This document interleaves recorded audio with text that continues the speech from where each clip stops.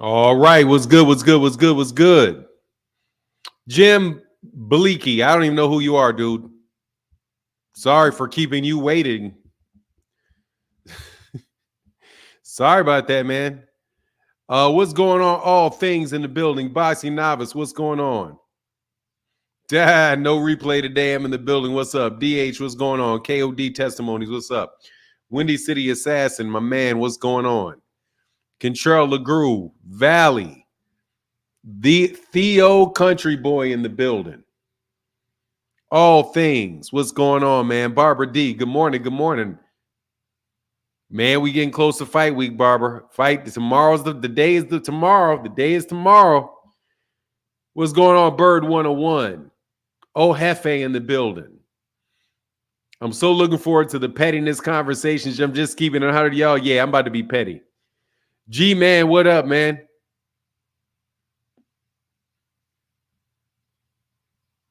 Bruce Williams, what's going on?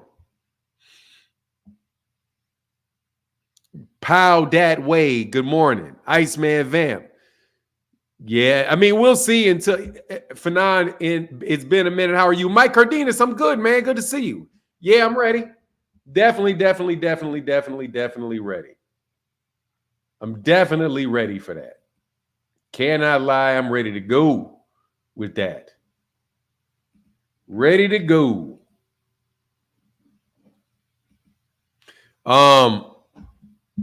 Tony Brown, what's up? I'm kind of sad though, man. Jim Binky, yeah, man. I had to keep you waiting for a second because I had to run him behind, man. Theodore Mays, Mr. Lopez, Eric Pius, what's going on, man?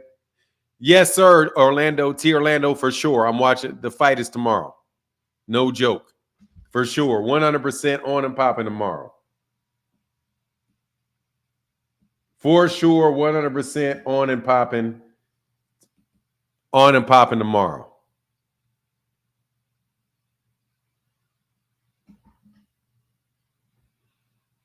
You going live for the undercard or just I don't know, man. I like to say that I'm gonna do both, but you know how it is, man. I'll be selling out. Hold on one second.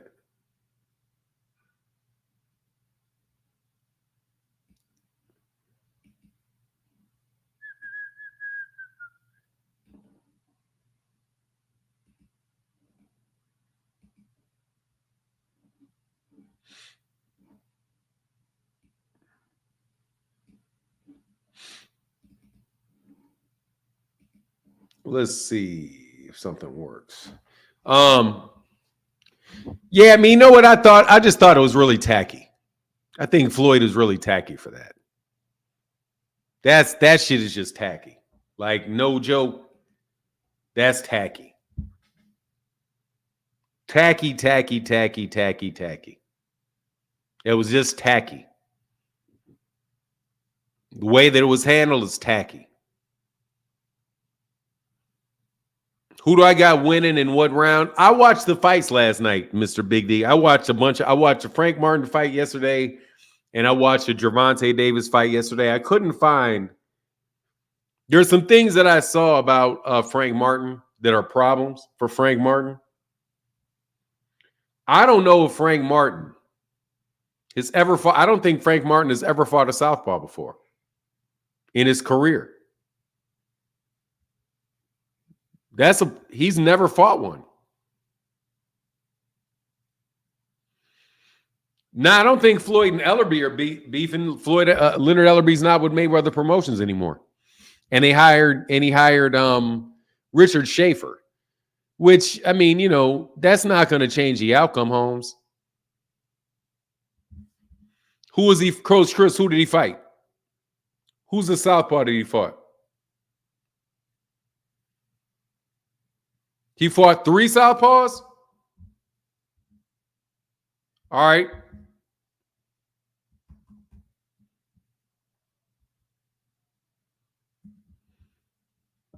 He said he fought 3?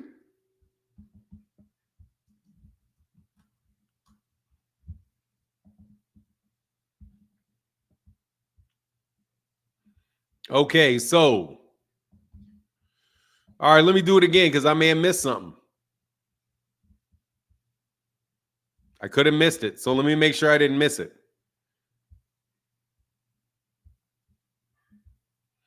Okay, so he fought 3 southpaws.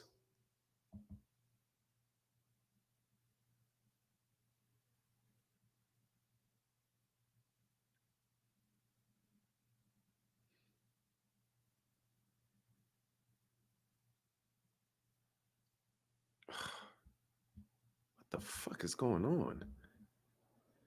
All right, so let's look. Jonathan Edward Lockett.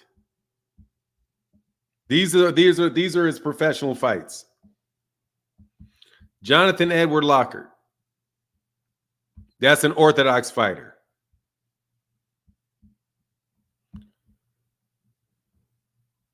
Dara Pettis. That's an orthodox fighter. Mundu Martinez. That's an orthodox fighter. Tareen Arrington. Is this the southpaw?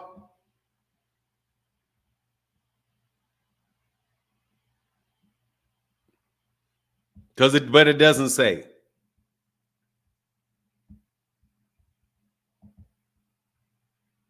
And I wouldn't count him anyway. Kendrick Latchman.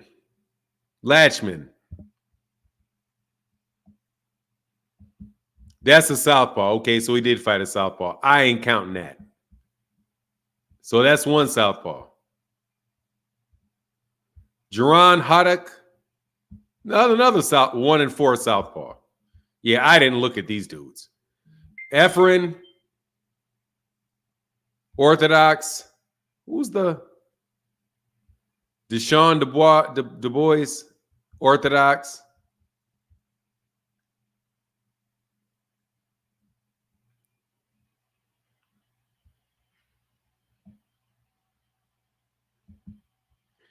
Larry Vittis.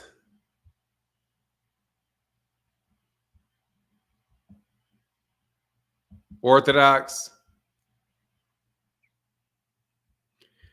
Pueblo. Orthodox. Yannick. Orthodox. I stopped looking, to tell you the truth, at that stage. Tyrone Lucky. Orthodox.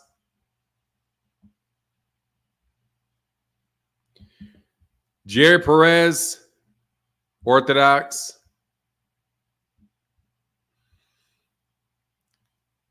Ryan is orthodox. Jason Duno, that's orthodox.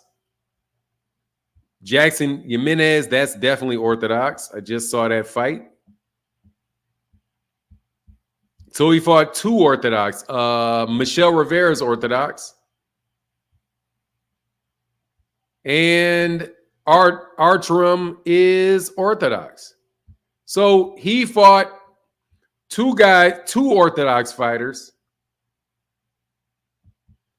Terry. No, not Terry. Who were the next 2 dudes? Kendrick Latham, who was 1 and 11.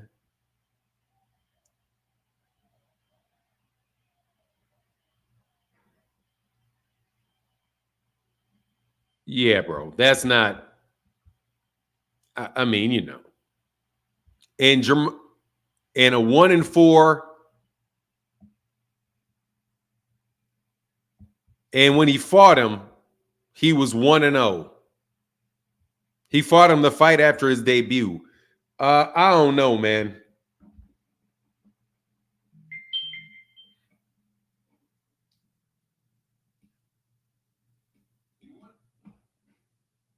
Give me a second.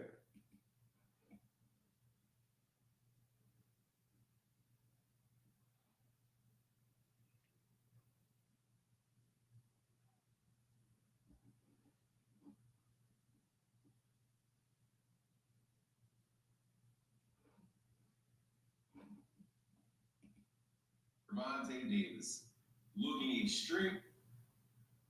Yeah, I wouldn't count that as, I ain't counting that as a whole lot of experience with southpaws. Yeah. I'm not putting that out there as, like, so pretty much what I did was I stopped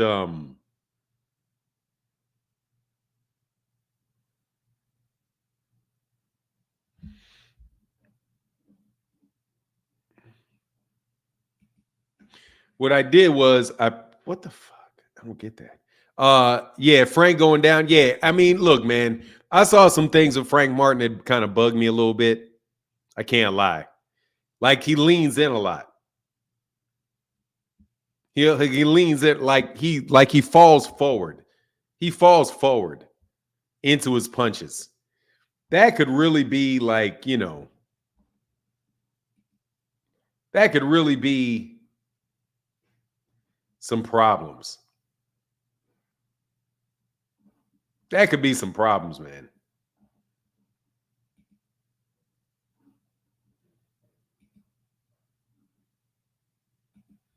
Big problems.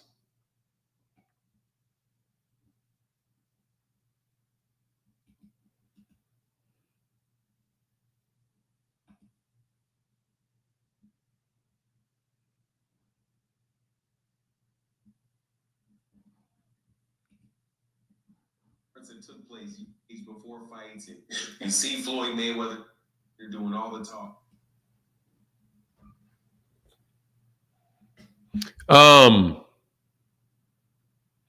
Tank gonna do something to Tank that the way Frank is something to Wayne. I can't wait for it, man. Hey, thank you, Mr. Alvarado.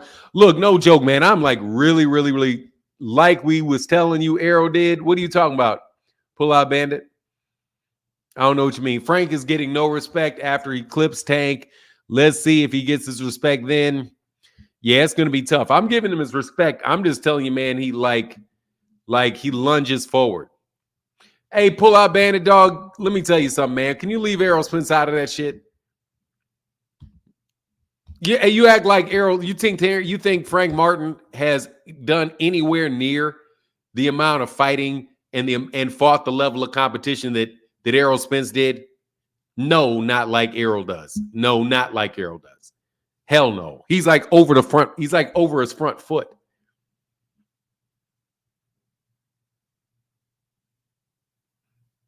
He's over his front foot.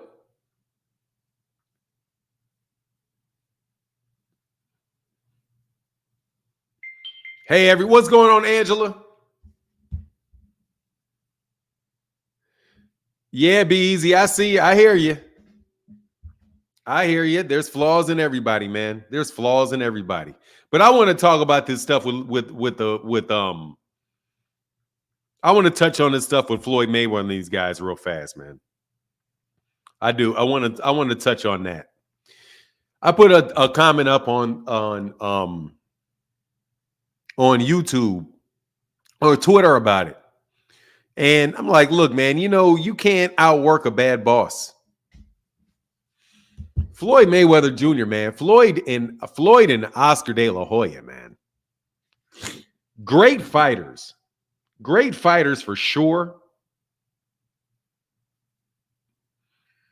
Great fighters for sure. But man, as like, I can't send a super chat, but my like is always it. Well, thank you, brother. I appreciate you, man. Actually, let me thank the channel sponsor from yesterday, Richard Paris, with a huge support yesterday. Any more donations? We split it 50-50. What are you talking about?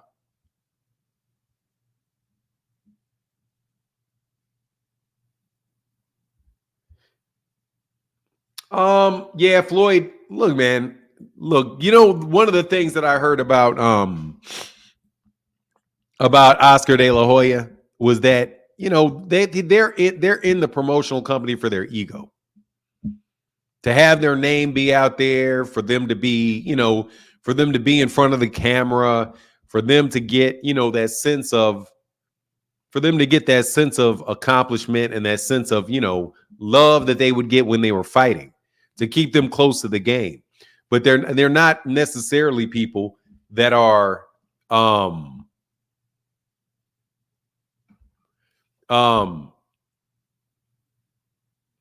not necessarily some people that are really like going to do the things necessary to grow the business and kind of set their ego to themselves.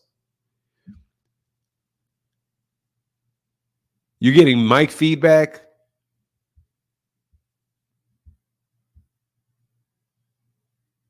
I don't know why you'd be getting that. And that's what it seems like it is with Floyd just doesn't seem to be a good manager. And neither does Oscar De La Hoya. Neither one of them seem to be good at it. You know what I mean? Neither one of them seem to be good at it. Because and there's nothing Richard Schaefer is going to be able to do. I promise you right now, there's nothing Richard Schaefer. There's nothing that Richard Schaefer is going to be able to do. Nothing. Nothing that he's going to be able to do to solve that problem. I promise you, there's nothing he's going to be able to do to solve that problem. Because and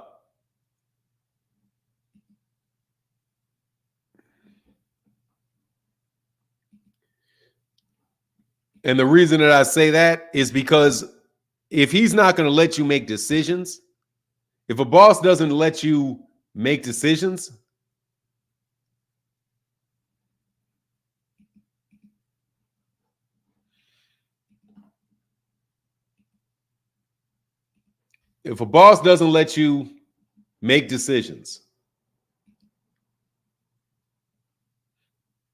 then how are you going to ever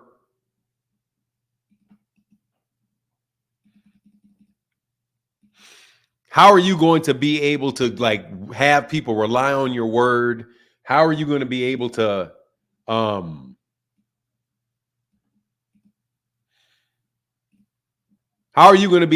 actually get people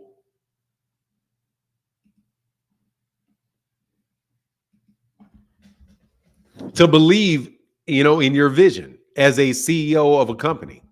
Micromanagers and control freaks are really, really tough, bro. But that was a nasty jacket to put on somebody. Hey, Jonathan Buller, can you calm down, man, with all of that? Hey, what's going on? What's going on, Just Do Boxing? Said, peace OG, pardon me, hit the button by accident. Family, what is that? Cause Ellerbe was with Tank. I mean, look, man, I don't really know how much he was really allowing Leonard Ellerbe to do a job anyway, man. Those guys have been losing a lot. They've been losing a lot of people. What's going on, Phenomenal Show? Easy Cash said, Fernando will give Richard more power. No, he won't. No, he will not. And Leeway, no, he will not. No, he will not. No, he will not. That is not how that works.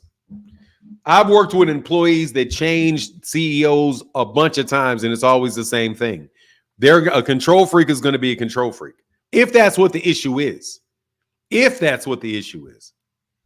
I can't say for sure I know that that's what the issue is. You know what I mean?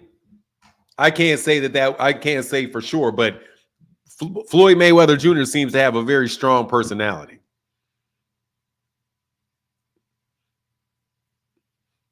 So Floyd is the new Jerry Jones. Well, I mean, I can't. No worries, Angela. No, I mean, I can't. New blood ain't gonna do anything if you got a micromanaging.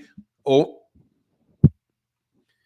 for Noob, you heard Stephen Esther's Fight Hype interview. He gave some great insight. No, I didn't.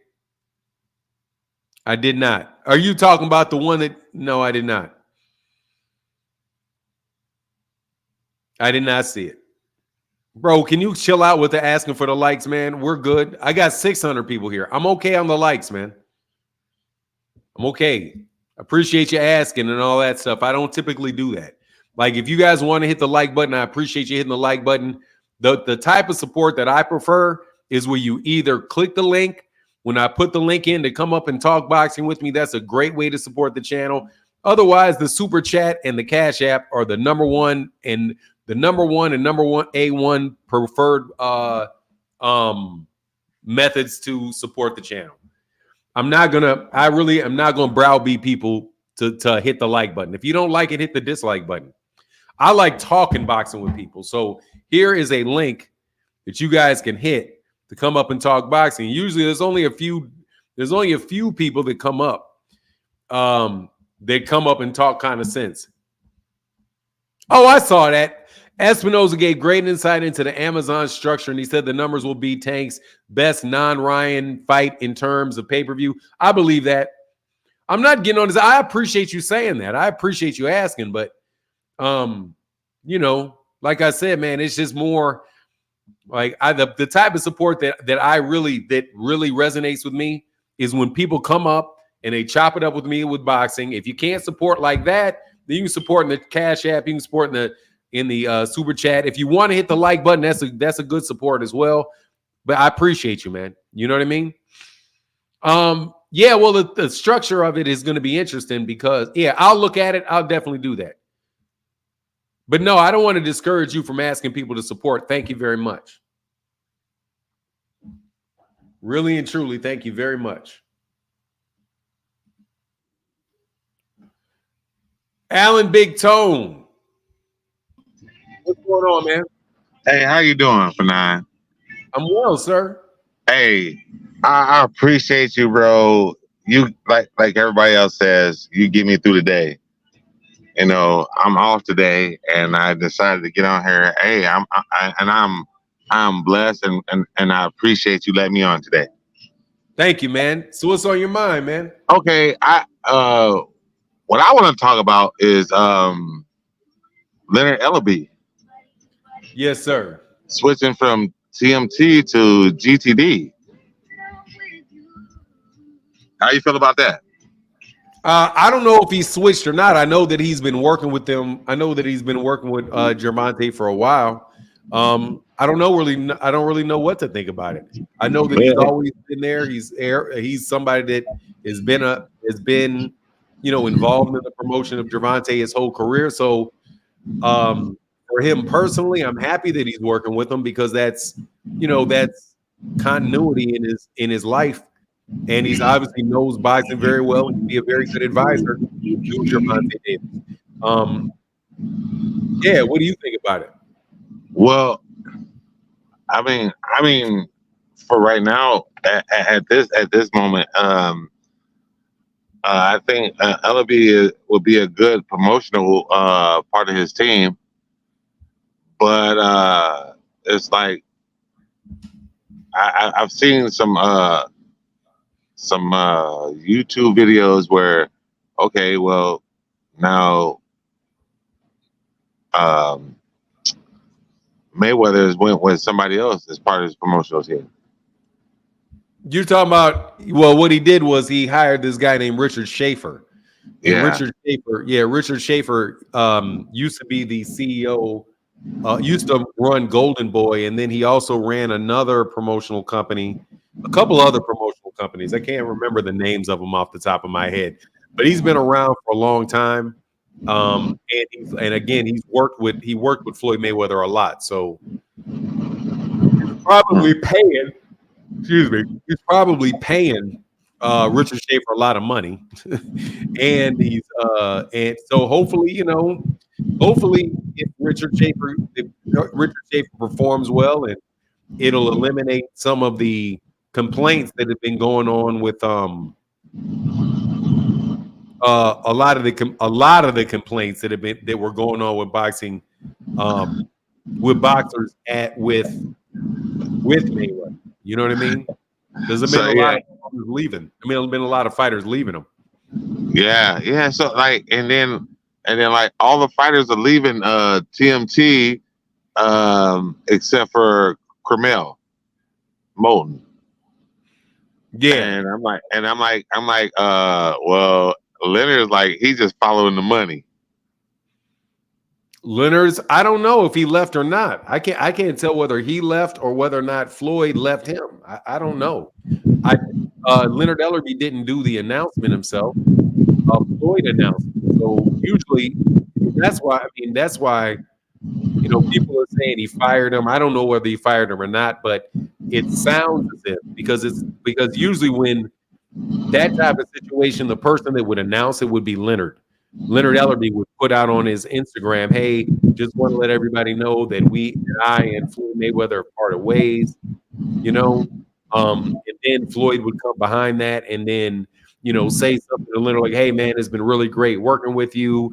Retweet it, say, and kind of do it in that type of fashion, and then announce who it is that he hired a couple days later. But that's why I say my take of it is I just think that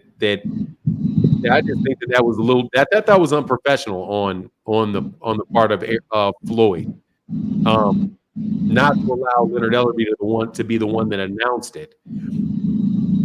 Say something to positive to Leonard Ellerbe, in the tweets, and then maybe wait 3 or 4 days to say who you're hiring instead of saying like, "Oh, he stepped down and I've got this guy right now."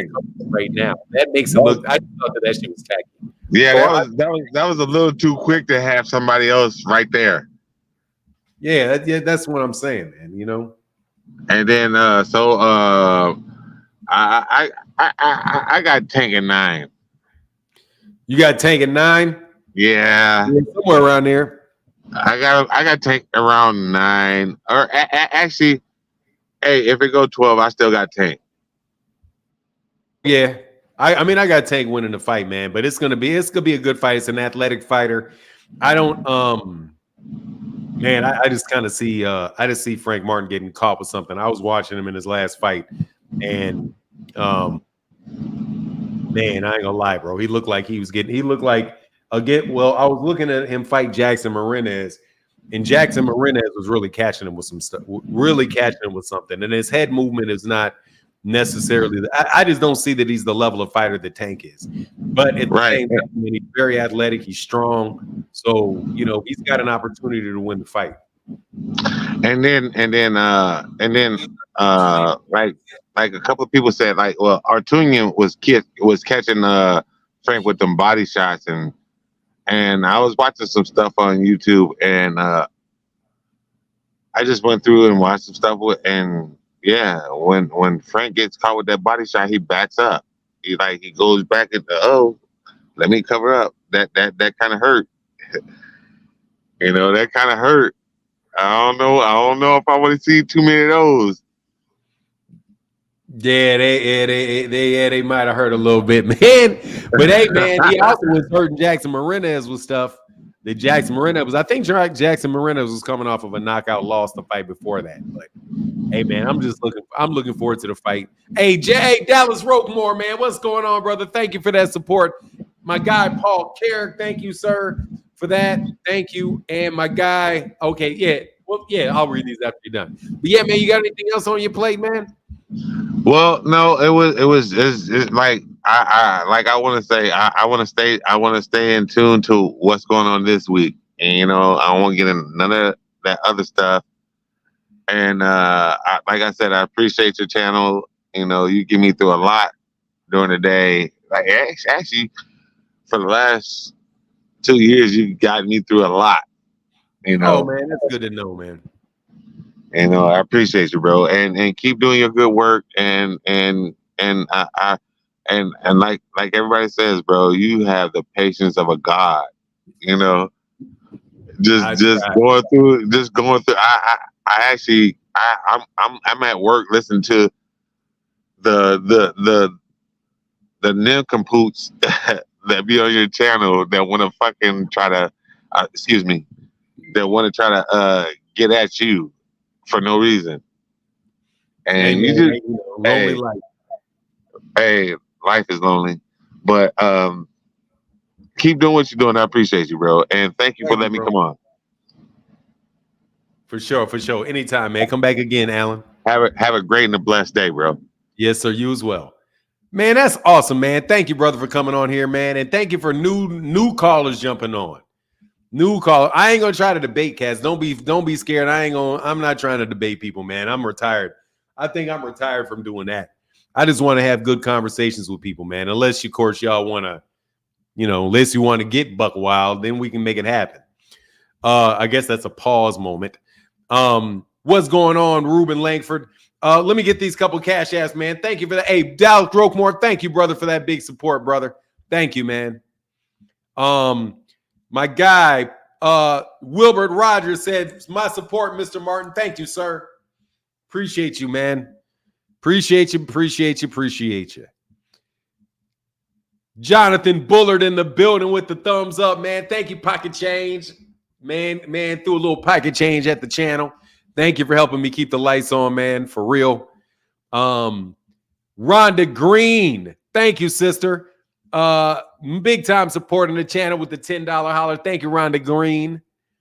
And my guy Brandon he said for my guy Martin and the channel. Thank you, Brandon. Appreciate you, sir. Thank you.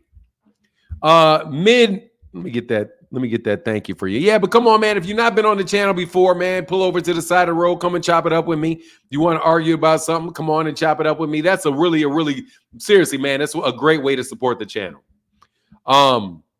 Tank has an extensive bag of punches and angles to get shots off. Man, look, dude. Man, every time I rewatch a fight with Gervonta Davis, that fight looks a lot less close than when I actually watched it the first time. The one that I watched yesterday was Leo Santa Cruz. Man, he was breaking down. He was really breaking down Leo Santa Cruz. Really breaking down Leo Santa Cruz. Hey, thank you, QC Buck, Mr. Williams with the $5 holler, brother. Thank you for that support, man. Appreciate you so much. Thank you for keeping the lights on the channel. Means a whole lot, man. Floyd said a long time ago when Schaefer left Golden Boy that he can always come on this side. Yeah, but my thing is, I don't know why you would hire Rich. I mean, I don't have anything against Richard Schaefer, but you gotta. It's not gonna work if your ego's in it. I'm just telling you. Like, there's something called, if you guys have ever been involved in a Mr. Williams said, I think Frank will punch too much and get hurt. Frank Martin's pretty patient. The pot shot is the pot shotting of Gervonta, because when you're not active, Gervonta gets active. 100 Young said, it's interesting how people are saying Tank is overlooking Frank. In an interview, I thought I heard Tank say he knew about Frank to the point of his sparring schedule. Yeah, man, he's clearly, like, he knows who his sparring partners are. He said, I'm watching you. What he says, sometimes too patient for none. Hey, man, you know what it is, man. I mean, it is what it is, man. Hey, Rashad the Barber, what's going on, brother? Hey, what's going on, bro? I'm good, man. Always good to talk to a barber, man, because Bill Haney said I don't get along with the barber shop. What's going on? Why you say that, bro? I don't know. I think he said he's trying to imply something white. Oh, man, you can't listen to that shit. Don't make no sense, bro. I really got two questions for you for now. I've been following you, bro, for a few years. Just, I like your content. Salute to you. Yes, sir. I'm down in the shop like now. Of course, I'm watching you. Never had the opportunity to come on and speak with you, but I got kind of. I went back last night and watched some of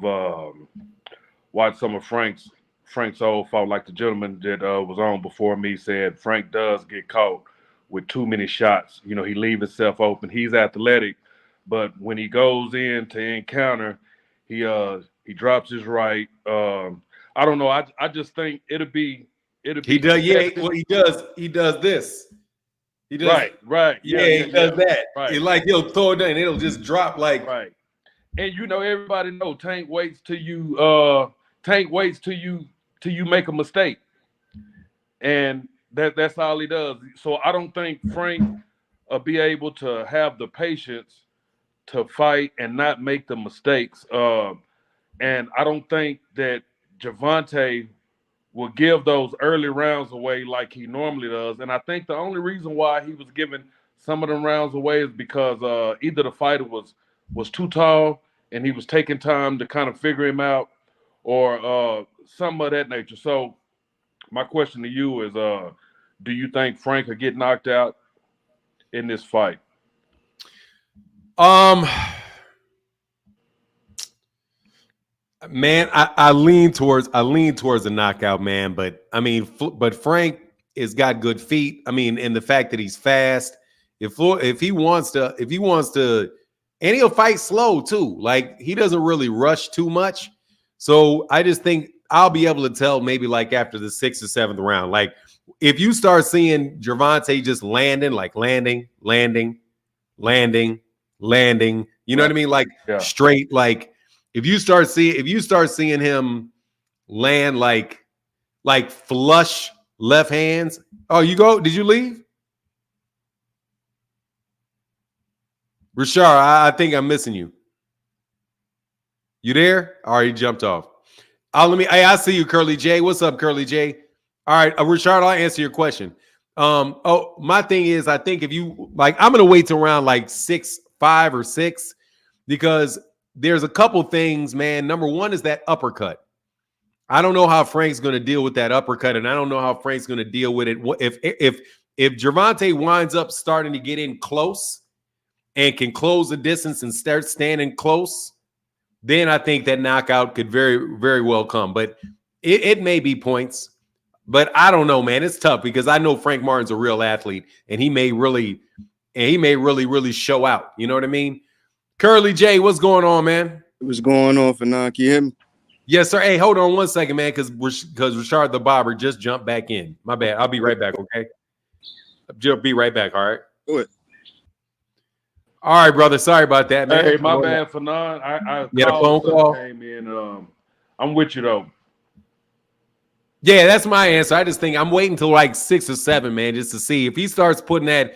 If you start seeing him start landing consistently, then he's gonna go goodbye around 6 or 7. But because if he starts looking like he's starting to break him down, and I'm also waiting to see the difference in hand speed.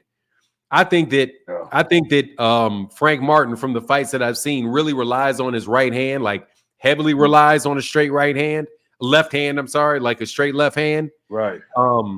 And and his jab, his jab is there, but he really is trying to catch you. He's really trying to catch you, with a counter with that right hand. If Tank can take away that right hand, and it is a left hand rather, and it is a southpaw and a southpaw situation. Right. And he's able to start getting inside and makes Frank have to deal with body shots on the inside when they're bumping shoulders. It could be really tough for Frank. And then I noticed a lot about Frank too. Frank is kind of mechanical. Like Frank, I watched probably like his last 3 or 4 fights just to kind of brush up and see. Because I was thinking about putting something on it, but it's jab, jab, jab, jab, straight, jab, jab, straight, jab, jab. So it's like, after a minute, you start getting, everybody know, man, you can't make mistakes with Tank. After a minute, you start seeing this constant jab, jab. So you set him up for that. You know what I'm saying? You set him up for it. I see him getting knocked out, man, in the 9th round. So I don't know, man. I'm in Dallas. I like Frank, you know what I'm saying? But I don't know, man. I just think that Tank said a key thing. Tank said, man, maybe you should have waited for this fight. They was on they was doing something. I think it might have been one of the pressers last week, but he told him, he said, maybe you should have waited for this fight. This was too soon for you. And I think that was the truth. I think that was the truest thing that he could have heard. You know what I'm saying? Yes, sir. I got one more question for you, man, and I'm gonna let you get on because I see other callers wanting to come in. Yes, sir, man. Benavidez. Do you think he beats? First of all, do you think he gets a shot at Beterbiev? Because he moved up to. Okay, so if so, what do you see happening in that fight? Beterbiev? Benavidez. Depends on how old Depends on Beterbiev, man. Man, if Beterbiev is not old, not worn down, man, I think I got Beterbiev by stoppage. Against Benavidez? I mean, against Benavidez? Against big man, I'm telling you, I'm not. Man, that's strong for none. That's kind of strong. Man, I'm gonna because he likes to fight. He means that's gonna get hit. Yeah, that dude starts clacking. That's almost like they made for each other, man. Like that's gonna be an exciting fight. But if Beterbiev ain't old, right. Beterbiev, I think Beterbiev's a much bigger puncher. And he's a really underrated fighter, man. Like one of the things that I saw, like when I saw that the amateur fight between Usyk and Beterbiev, yeah, right. I was like, man, I didn't realize. I mean, Beterbiev was putting that work on Usyk, man. Yeah, like he Usyk, was. Didn't they fight twice in the amateur? Yeah, I only saw one. I don't know if they fought twice or not. I only saw one. But I was like, man, that dude is. The first time Usyk won, and then the second time Beterbiev beat him.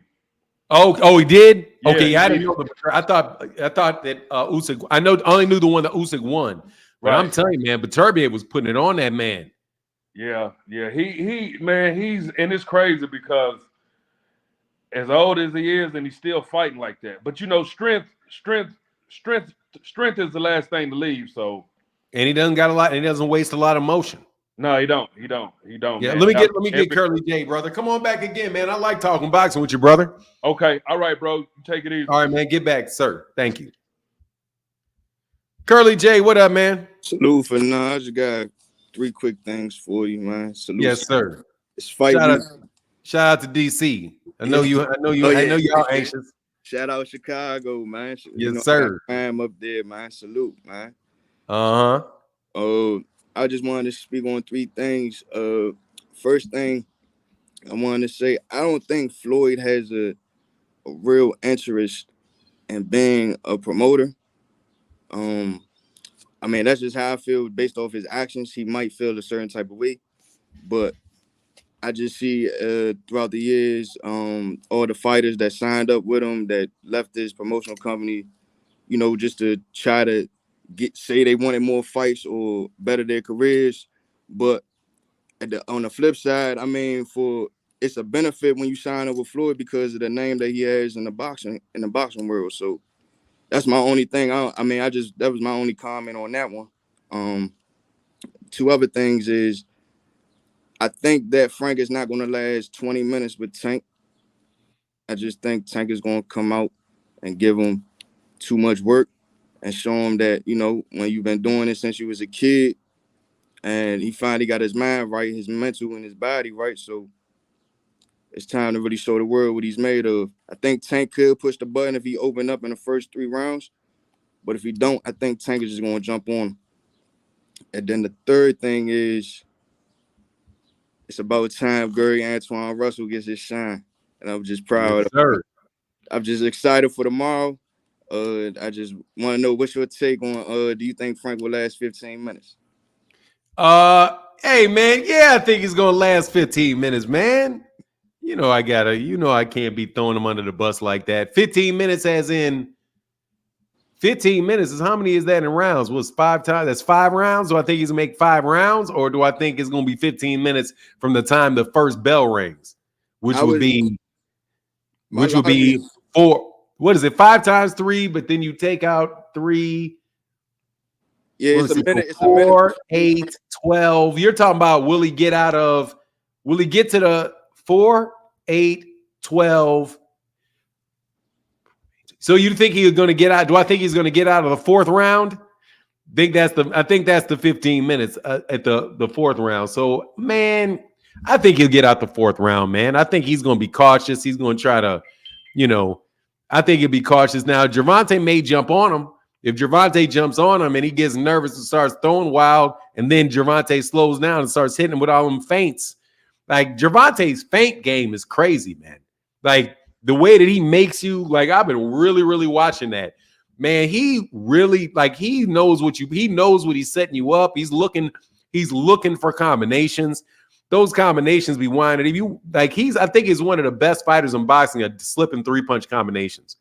and only really getting hit with the shots that he's willing to take the risk with getting hit with, which means if anything, he's going to get hit with that jab and maybe a lead right hook from Frank. But then Frank is really looking for that right hand, man. He may get him, but I haven't seen him just like. I just think he's gonna have to break down and stop him. So I think it'll be after. Yeah, I think he'll make 15. I think he'll make 15 minutes. Okay. I was going to say my lottery pick is round 5 through 6. Yeah, let me tell you, man, like I'm looking for the first. If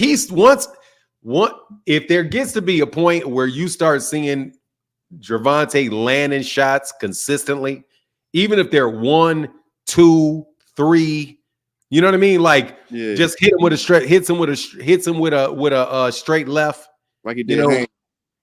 You know what I mean? Comes over, especially if he comes over the top.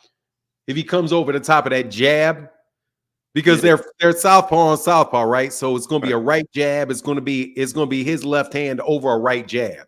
Yeah. So if he's dropping that jab and that left hand is coming over the top of that right and that lands bingo, yeah, that man, if you start seeing that or he starts switching it up and landing that straight left to the body and then slipping out with that straight left to the body, and he's doing that consistently, yeah, I can see over time that shit starting to break down, his hands starting to drop down. If you start seeing him start talking over here while he's looking over there, you know. Yeah. My last thing. How do you feel? I was looking at the final presser yesterday, and I found interesting on the Kyron Davis and Elijah Garcia fight. Yeah. But do you think if Kyron Davis shows out, if either one shows out, do you think they will be up for they fight a Morrell or? I think that's middleweight. Is that 160 or 168 that Kyron? I think they're 168. Hold on. I think that they're once. Actually, I think they're once. I thought Elijah Garcia was middleweight. Yeah, he's middle. That's a middleweight fight. Okay. Yeah, that's a middleweight fight. And that's crazy, man. The 160 division is kind of obsolete since Canelo left that. Let me see what these Charlo. I think Charlo is still champion at 160. No, he's not. That's Carlos Adames is now. Okay. Adames. Okay, so that's the build up to fight at Carlos Adames. Okay. Yeah, I'm really interested in seeing what Adames does too, because I think the card is great, man. I think Al and the team did a great job. It's not no biasness. I just think the matchups is just better.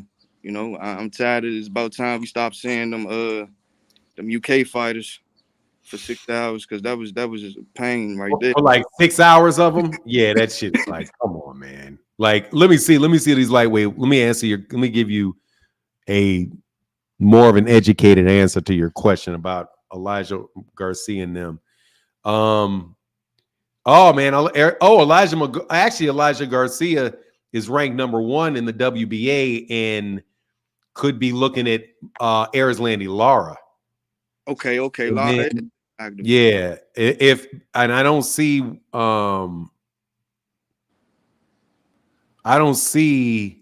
what's my man's name? The guy's fighting. Huh? Kyron Davis? Yeah, Kyron Davis. I'm sorry. No disrespect to Kyron Davis. Sorry about that. Oh, no. All right. Yeah, I don't see him ranked. I don't see him in the rankings, but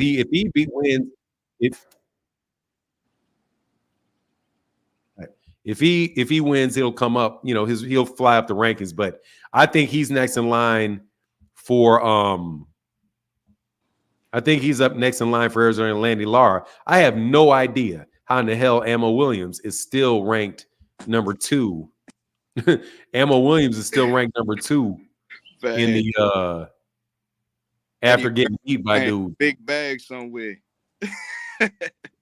Yeah, he got stopped. So they still got Ammo Williams up there. That's that Turkey Al-Sheikh money keeping him up there. Turkey Al-Sheikh. Yeah, I'm excited for that fight card too. I hope it's a success, man. You talking about the one in LA? Yeah. That'd be what's up. I can't lie. I'm looking forward to that too. Yeah, I want to make it. I wanted to make it to Boost fight because Jalil's on the undercard and kind of got some insight. My boys want to walk out with Jalil, so that's what's up.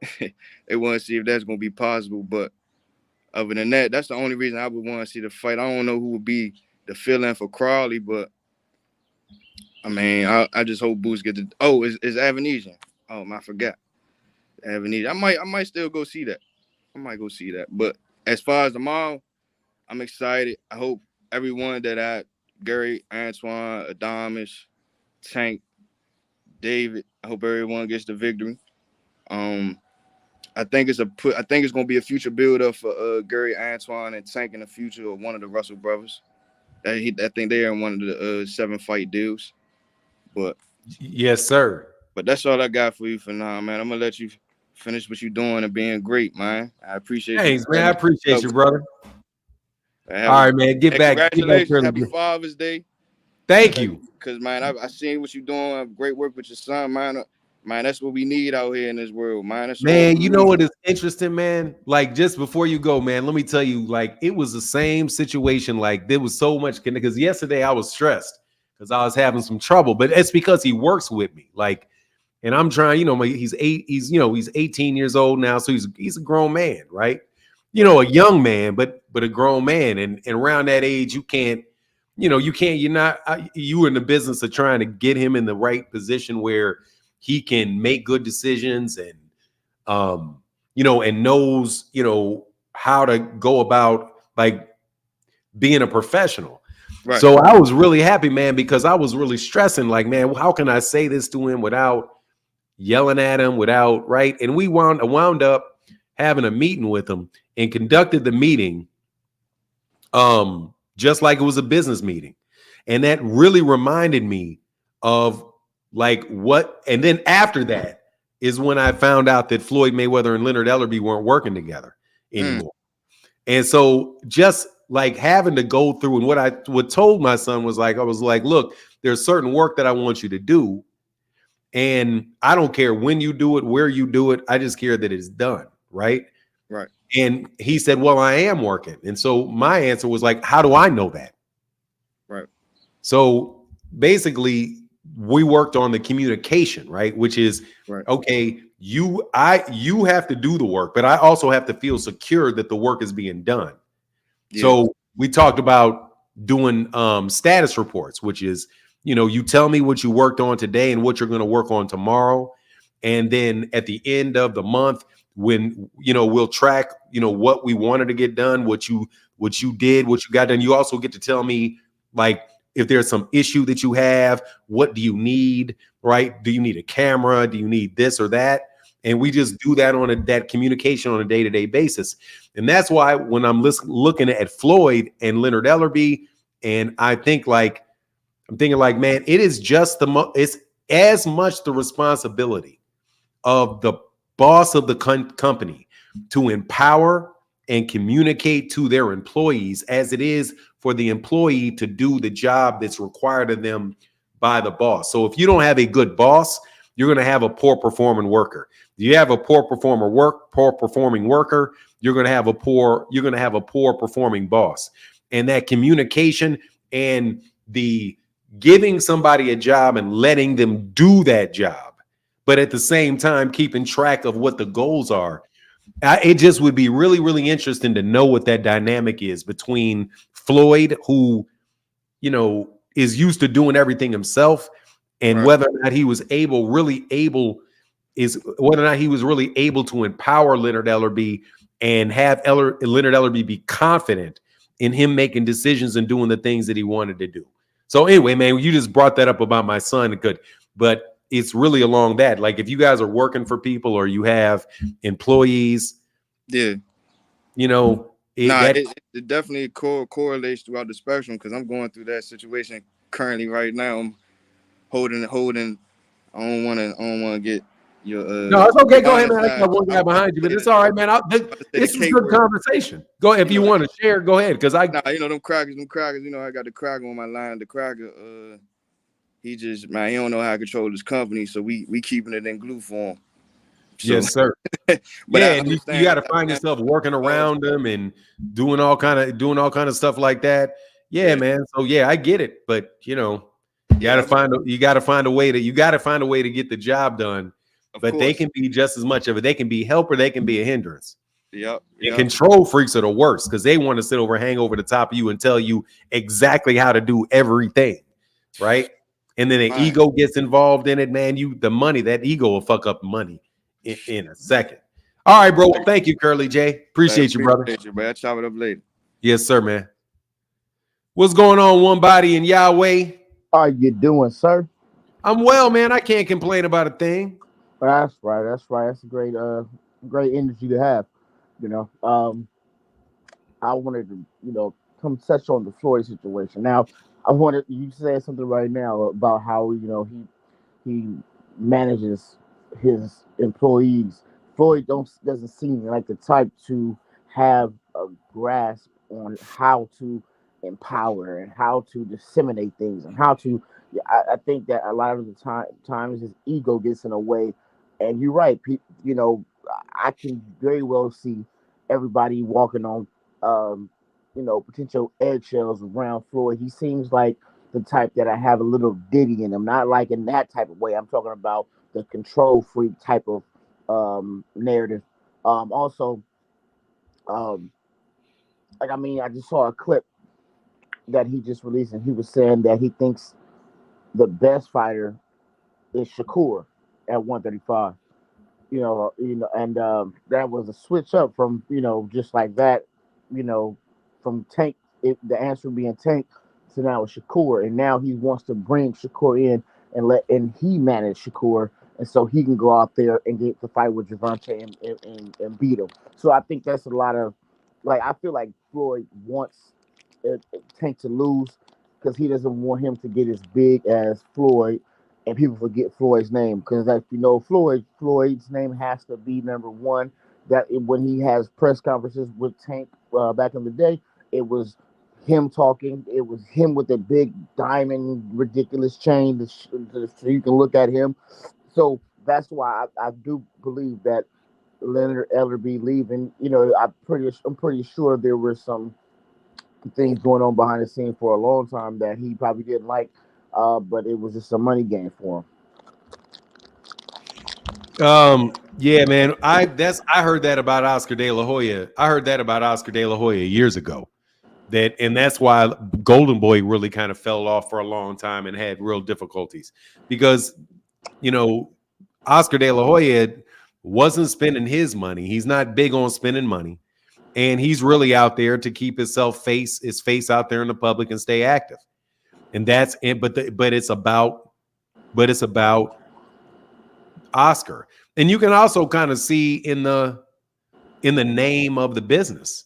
The name is Golden Boy Promotions, Floyd Mayweather Promotions.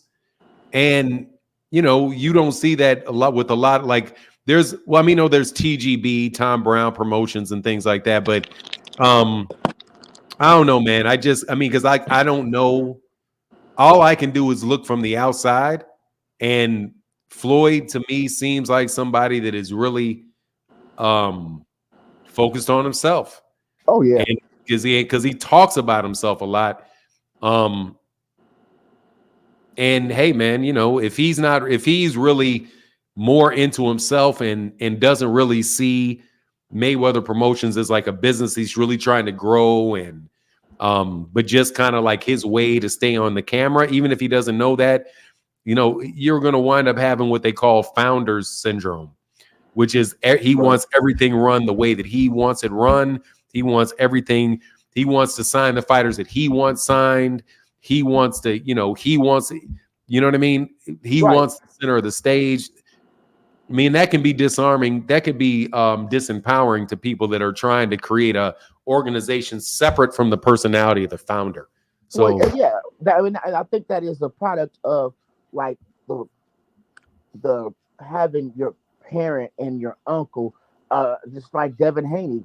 Devin Haney doesn't talk about anybody but Devin Haney. Why? Because the whole time growing up, Bill is, potted up, talking about you the best, you the champ, you the best in the world, you better than Floyd. Da, da, da, da. Same thing that Mayweather was saying. This is about you, champ. It's you, it's you, it's you. Now, if you look how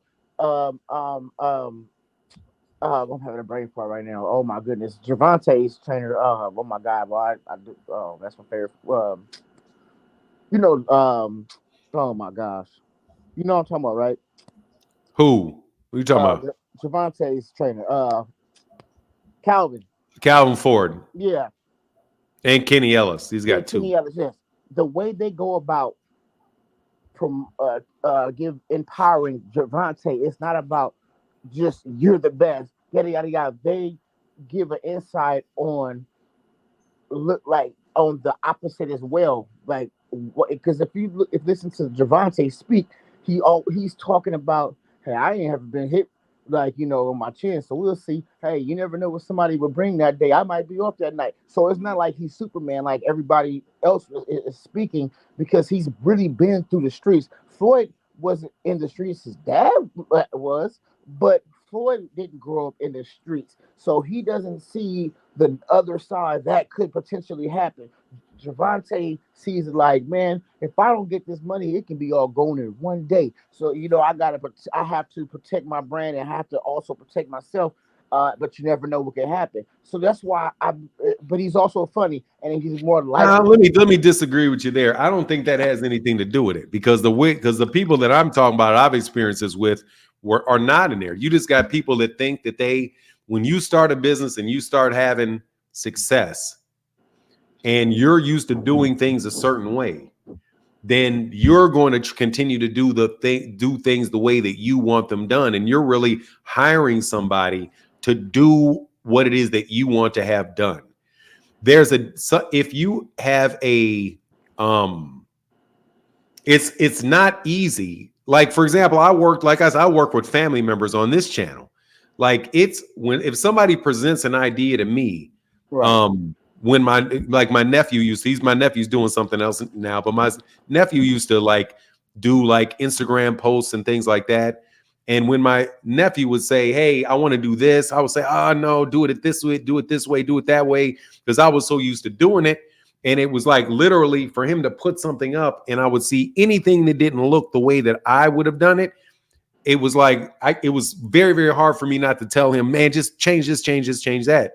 But in order to really make things work the most efficiently, you have to let them do that. Yes. And then you look at, as long as it's not something that is going to endanger your company or endanger your business venture, then you set what you're looking. A real boss is looking at metrics. You're right. Analytics and all that. Yes. Yeah, metrics are analytics, but that's Yeah. what you're looking at. You're saying, look, Leonard, what I need 15 fighters. I need 15 fighters. I need them all to fight 3 times a year. I need my profit on all these fights to be X amount of dollars. How are we going to do that, Leonard? How are we going to do that, Richard?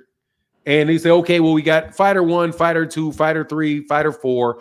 I want to sign this guy. I want to sign this guy. I want to sign this guy. I want to sign that guy. Why do you want to sign him? I want to sign him for this reason, that reason, or whatever.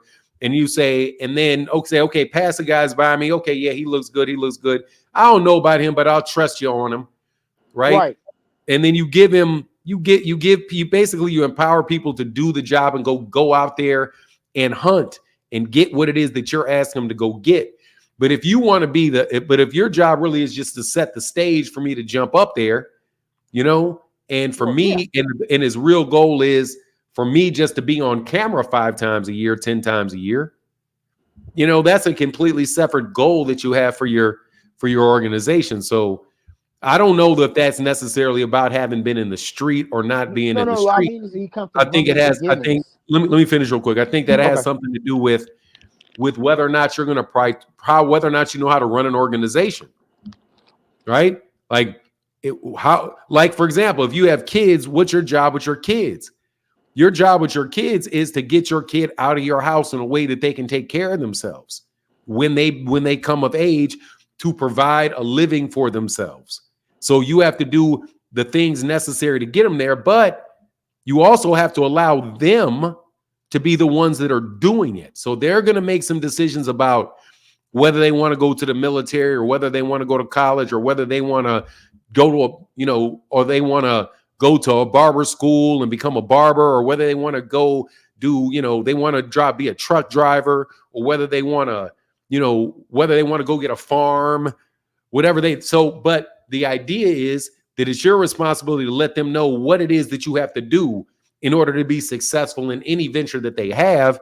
But they're the ones that got to go out there and decide all of that stuff for themselves. And you're there for support. And you've done your job when they're out there taking care of themselves. Not saying that that's the end of the job as a parent, but if you got a kid that you raise and your kid is still sucking at the teat at 35 years old and no idea what they're going to do, not equipped to do anything, then you got to wonder whether or not they were just there so that they could take, like these people that have kids in jail, like, oh, I'm going to jail. Let me have a baby real quick. I'm going to jail for the next 30 years. Yeah. Come on, baby, have my baby. What the fuck I want a baby for? I can't, just so I can have it, just so I can see somebody that looks like me, just so I can give them so I can put my name on them. Like, oh yeah, this is Martin Jr. That's the purpose of you having a child, to just to put your name on them. And you're not concerned about creating an environment for that kid and empowering that kid to be a productive and constructive grown man. That kid's going to have some problems, and you're a bad father. Well, that's where I was going with Calvin Ford angle. What I was trying to say is Calvin Ford is that father that equipped. He had, remember, a boxing stable is more than Gervonta. He had a whole bunch of them. They didn't listen. They were going out in the streets, not just being from the streets, going back in the streets and trying to box, and they got murdered and things of that nature. Gervonta was the one that listened, and he didn't have anybody. Mom was on drugs. Calvin was his father figure, and he showed him how things go. And Gervonta gave in that and trusted him and allowed that. And now I feel like he can reciprocate that to the employees around him. I think that's what attracts Leonard Ellerbe, because Floyd, it was all about Floyd, and it wasn't that he was trained on a whole bunch of life, like, it was just boxing.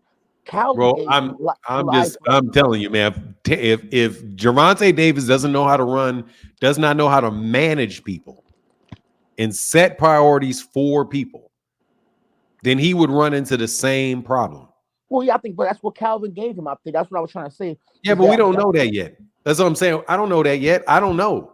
Now, I know that Calvin Ford himself is an example of that, but let me tell you what I think the actual example of that is. Okay. The way that Calvin Ford works on one portion and Calvin Ford allows Kenny to work on something else. Right.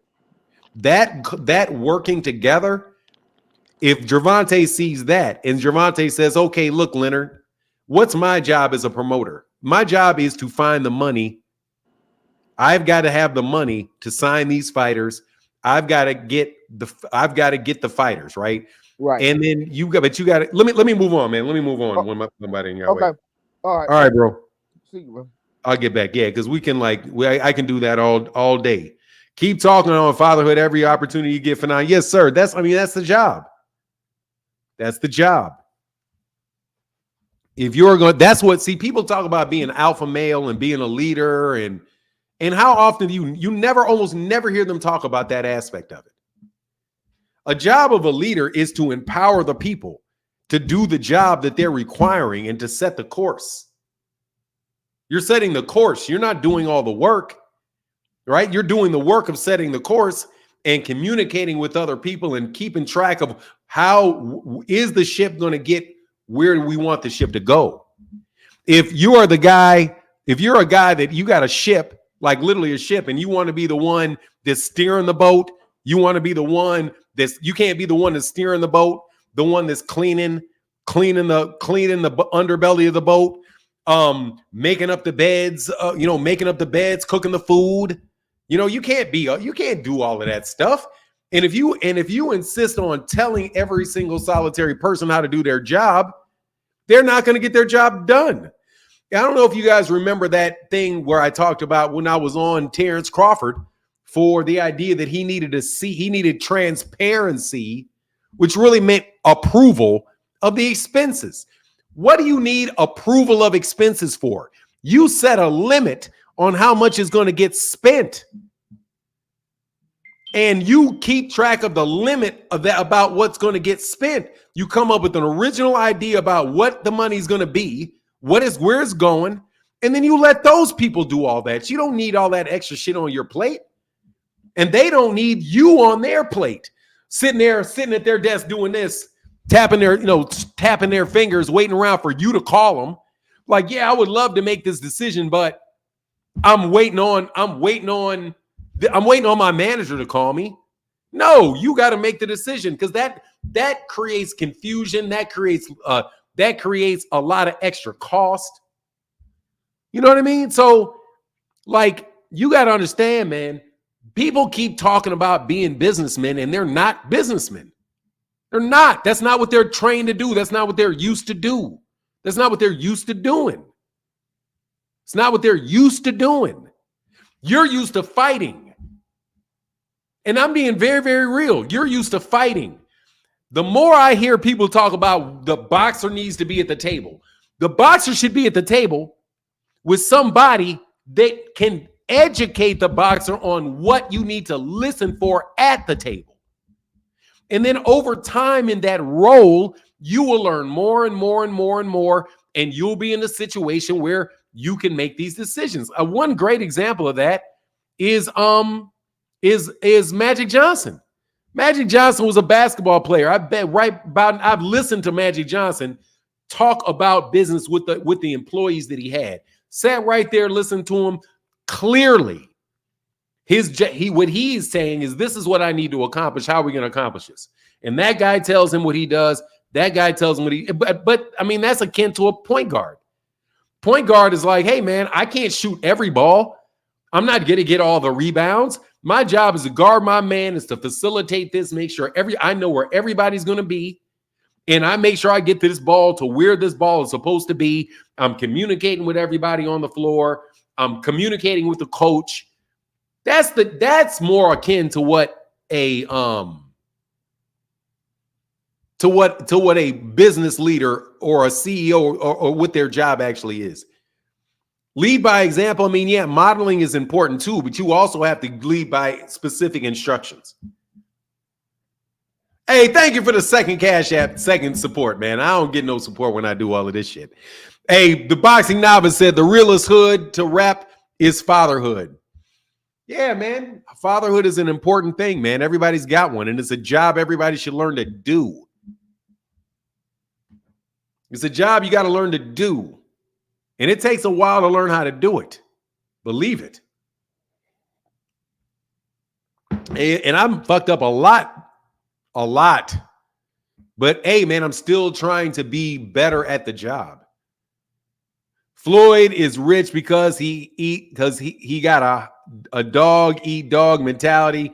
It's sad Leonard had to go. It's sad that Leonard had to go though. Yeah, well, honestly, man, he's rich because he had good advice. I guarantee you he's not telling Al Heyman how to do his job. I promise you he's not telling Al Heyman how to do his job.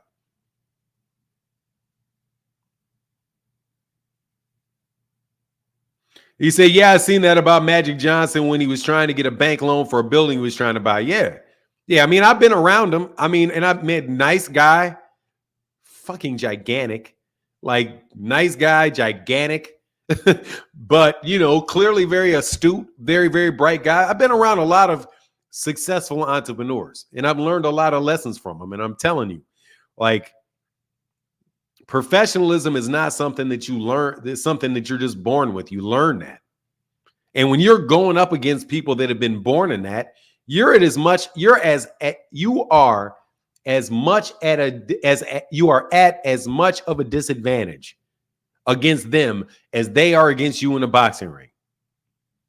If I need to fight Terrence Crawford, and I know I got to fight him, and it's between me, or I can go hire Francis Ngannou, I'm a hiring Francis Ngannou. Say, hey, Francis, I need you. Can you do that for me? Because I don't think I'm equipped. I don't think I'm equipped for that. But your ass is big enough to hit him. You know what I mean? I hire Canelo Ford, somebody, David Morrell, somebody can do the job. I got to be smart enough to know that I can't do that job.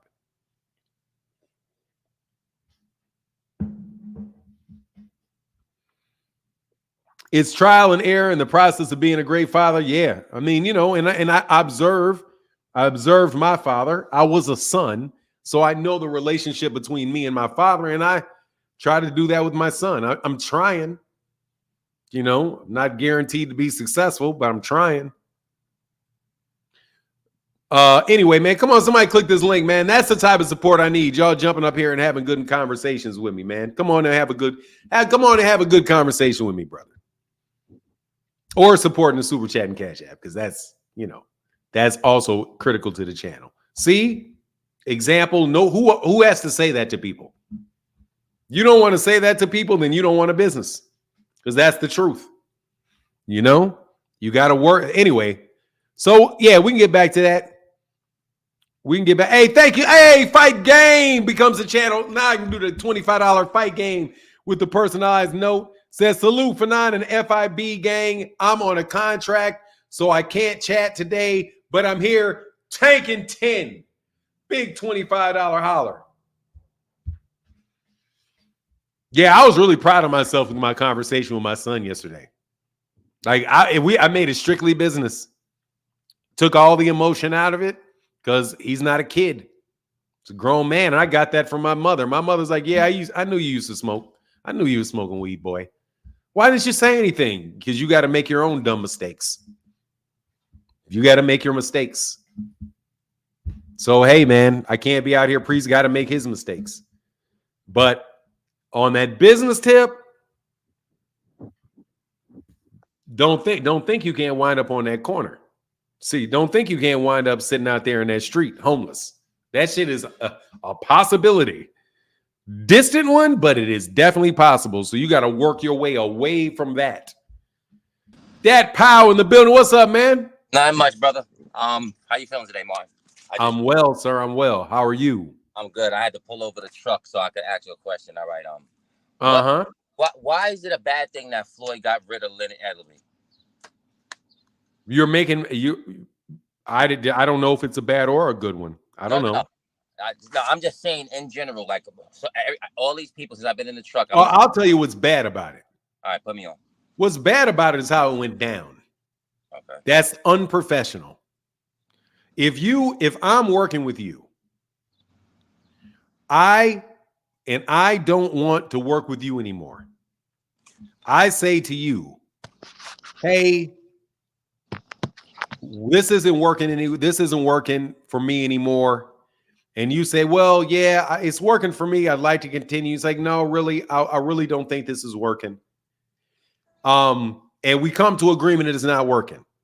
And then you say, okay, so what are we going to do about this?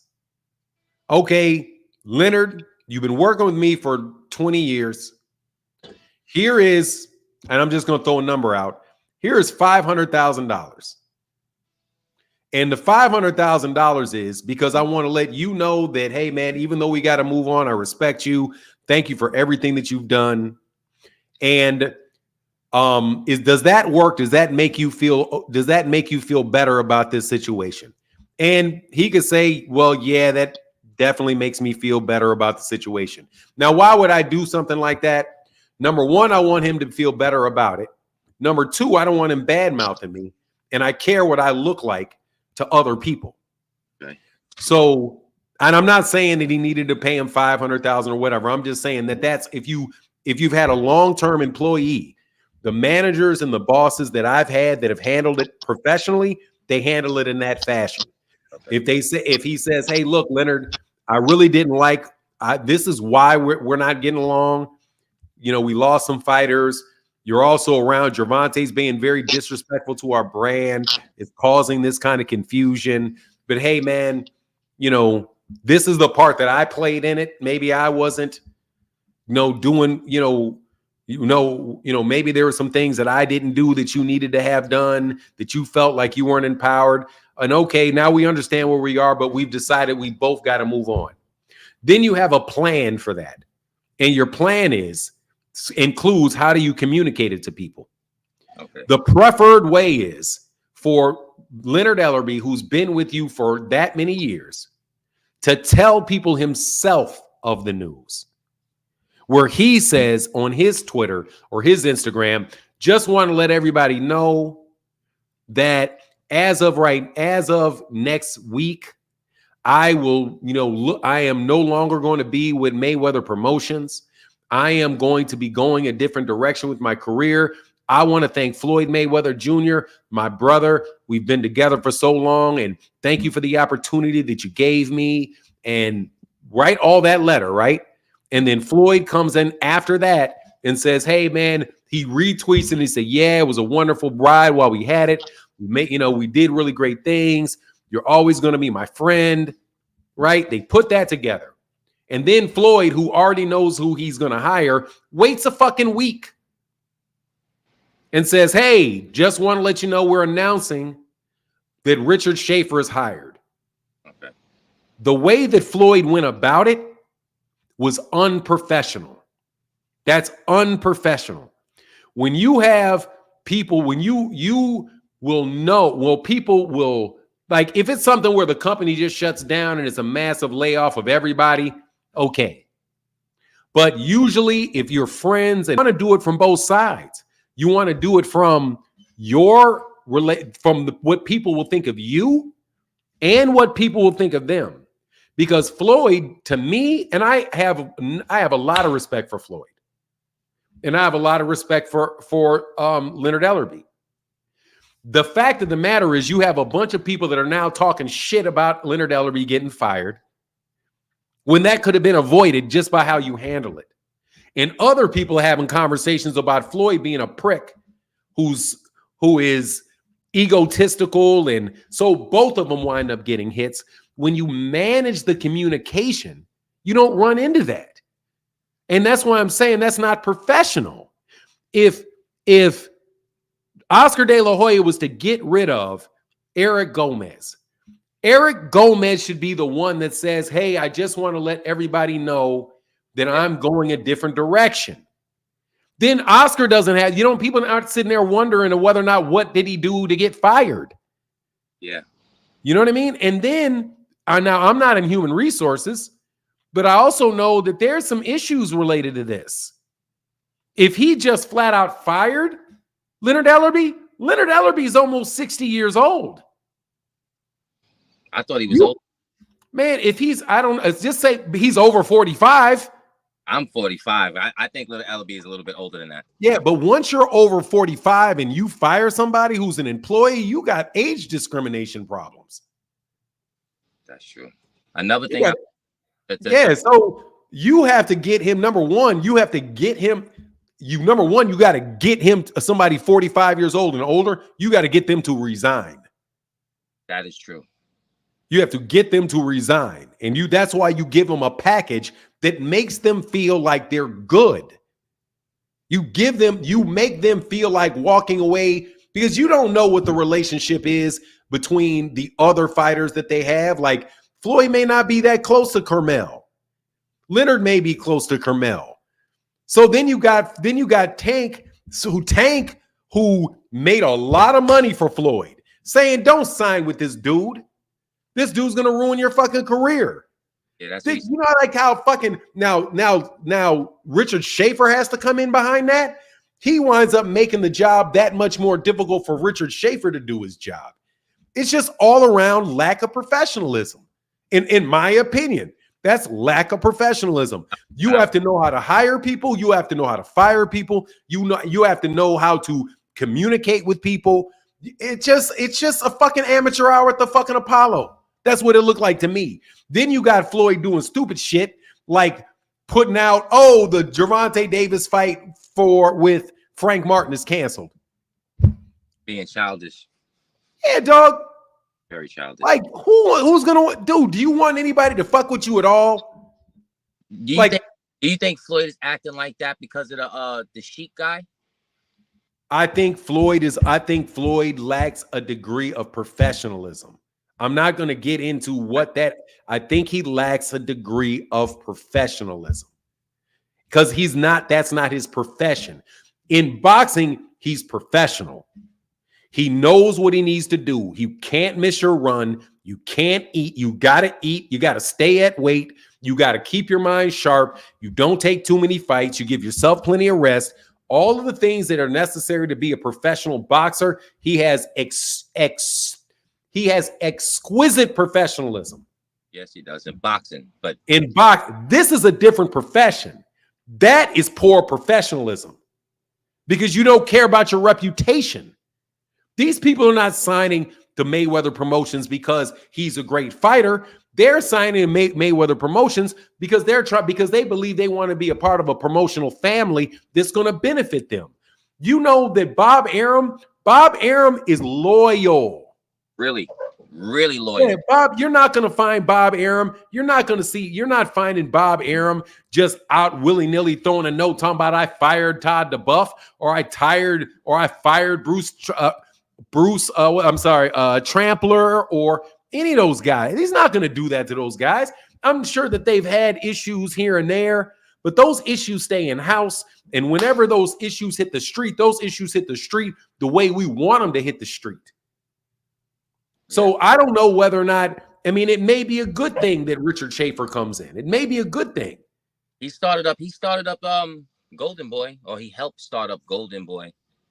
But that's how he's run Ring Star, but I'm telling you, there's not, even with Richard Schaefer seeing the way that goes down, dude, people will come into your job, come into your company, look at the way you treated the last guy, and the entire time could be his eyes on a swivel at the door.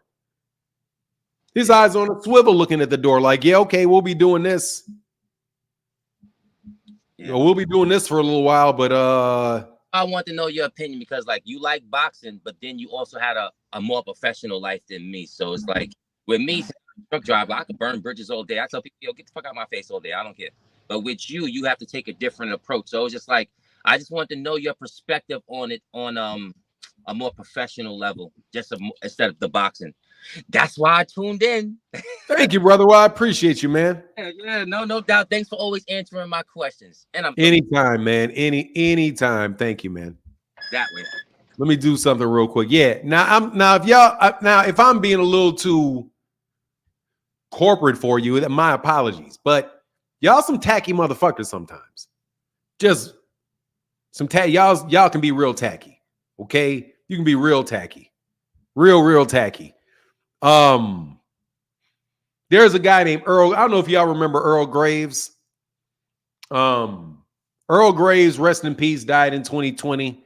He was the CEO of a publishing company, and Black Enterprise was one of the was his flagship paper. He used to have these lamb chop beard, and you ever to me, there's certain people that were really heroes for me, professional heroes. Because my dad came in and out of the house every day in a suit and tie, right? Every day in a suit and tie. My brother came in and out of the house in suit and ties. So I always looked up to businessmen because I looked up to my father. I looked up to my brother, still look up to my father, still look up to my brother. And so that's kind of so I always kept my eyes on the people that were professionals. So guys like Earl Graves, guys like John H. Johnson, Barry Gordy, Who else were some of the when I was a kid, some of the real, prominent businessmen? I would even focus on guys like Lee Iacocca, right? But this particular guy, who I was really blessed to meet later in life at the Black Enterprise. I see what's up, Lori. At Black, it was the Black Enterprise event. He gave an interview one time and he said, "Look, man, if I see a young black man walk into my office and he's got a cap on," he said he walks right up to that guy and he says, "Take that cap off. If you're here to deliver something, go down to the street and deliver it at the street. But this is a professional environment. You are not wearing a cap in my office." Now, this is a guy that obviously is, raised in the, 40s, 50s, 60s, But it's that level of professionalism and how you represent yourself that really says a lot of stuff about your organization. And Floyd dropped the ball on that. Floyd dropped the ball on that on what has to be considered his most loyal employee. That is dropping the ball in a professional sense, because now you have people thinking you're just a fucking petty. You're just petty. And I'll sign with Eddie Hearn. I'm going to go to Eddie Hearn because Eddie Hearn seems like he has better business sense than you. And the fact of the matter is that Eddie Hearn probably does, because Eddie Hearn was raised in that environment. And there are some things Eddie Hearn does consistently that you know he's got certain professional etiquette, certain professional standards. Same thing with Bob Arum. Same thing with Bob Arum. Same thing. Anyway, that's my take. So what do I think about it? That's what I think about it. I think that was unprofessional for that message to get communicated in that way. It is okay to fire somebody. It's okay for friends to break up and no longer work together, but the way that you handle it says a lot about you. It says a lot about them. It says a lot to the people that are looking at how you behave. Lori, I saw you. I'm sorry, Lori. Come back. Come back, Lori.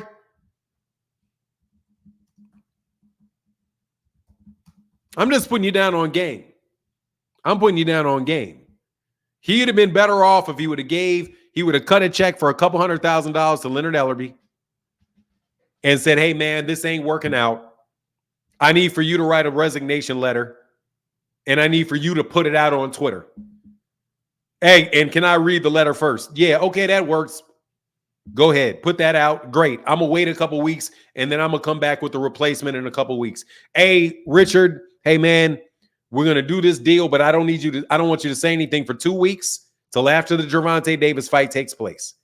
After the Gervonta Davis fight takes place and everything is gone through, then we'll announce all of this stuff. We don't want to do this while everybody's eyes are on it.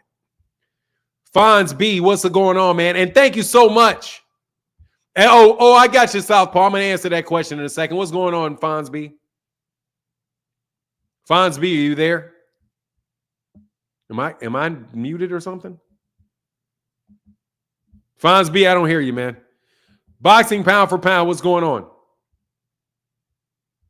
You're on mute. Hey, good morning, Fana. How you doing? I'm well, man. How are you? I'm doing good, man. Just working a little bit.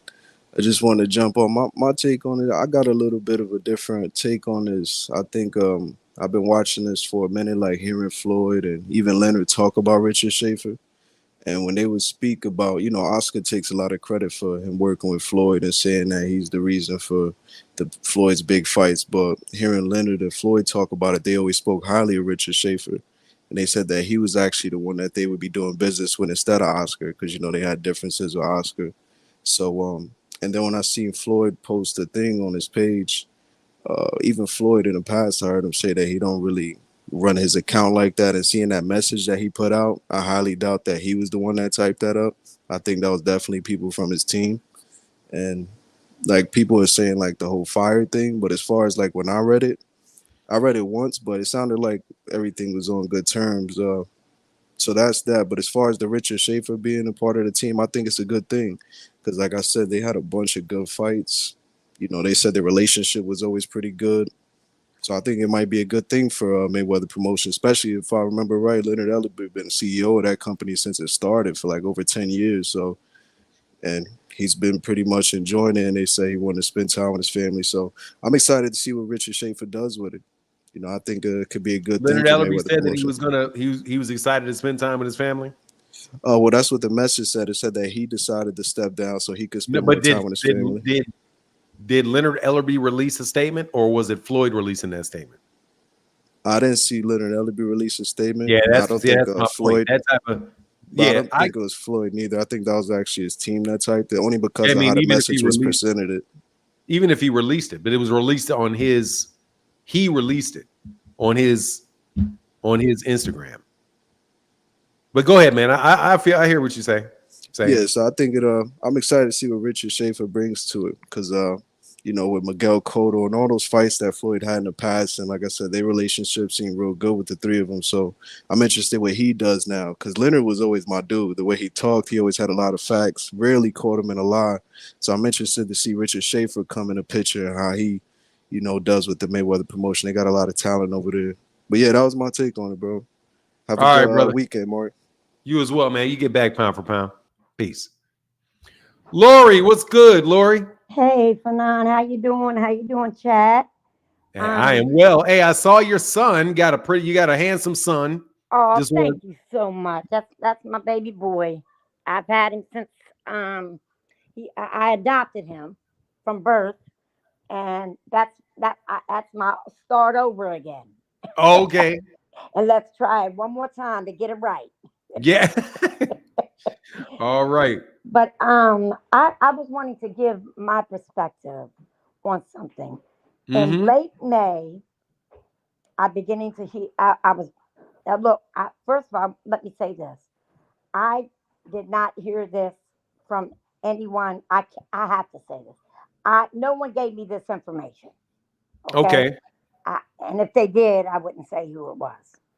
Late Yes. May, early June, it was already talks that Leonard was leaving Mayweather promotion. On June the 3rd, I announced it in my boxing group that he was going to be leaving Mayweather promotion and taking over GTD promotion. That's only now he released a statement saying that um, he wants to spend more time with the family.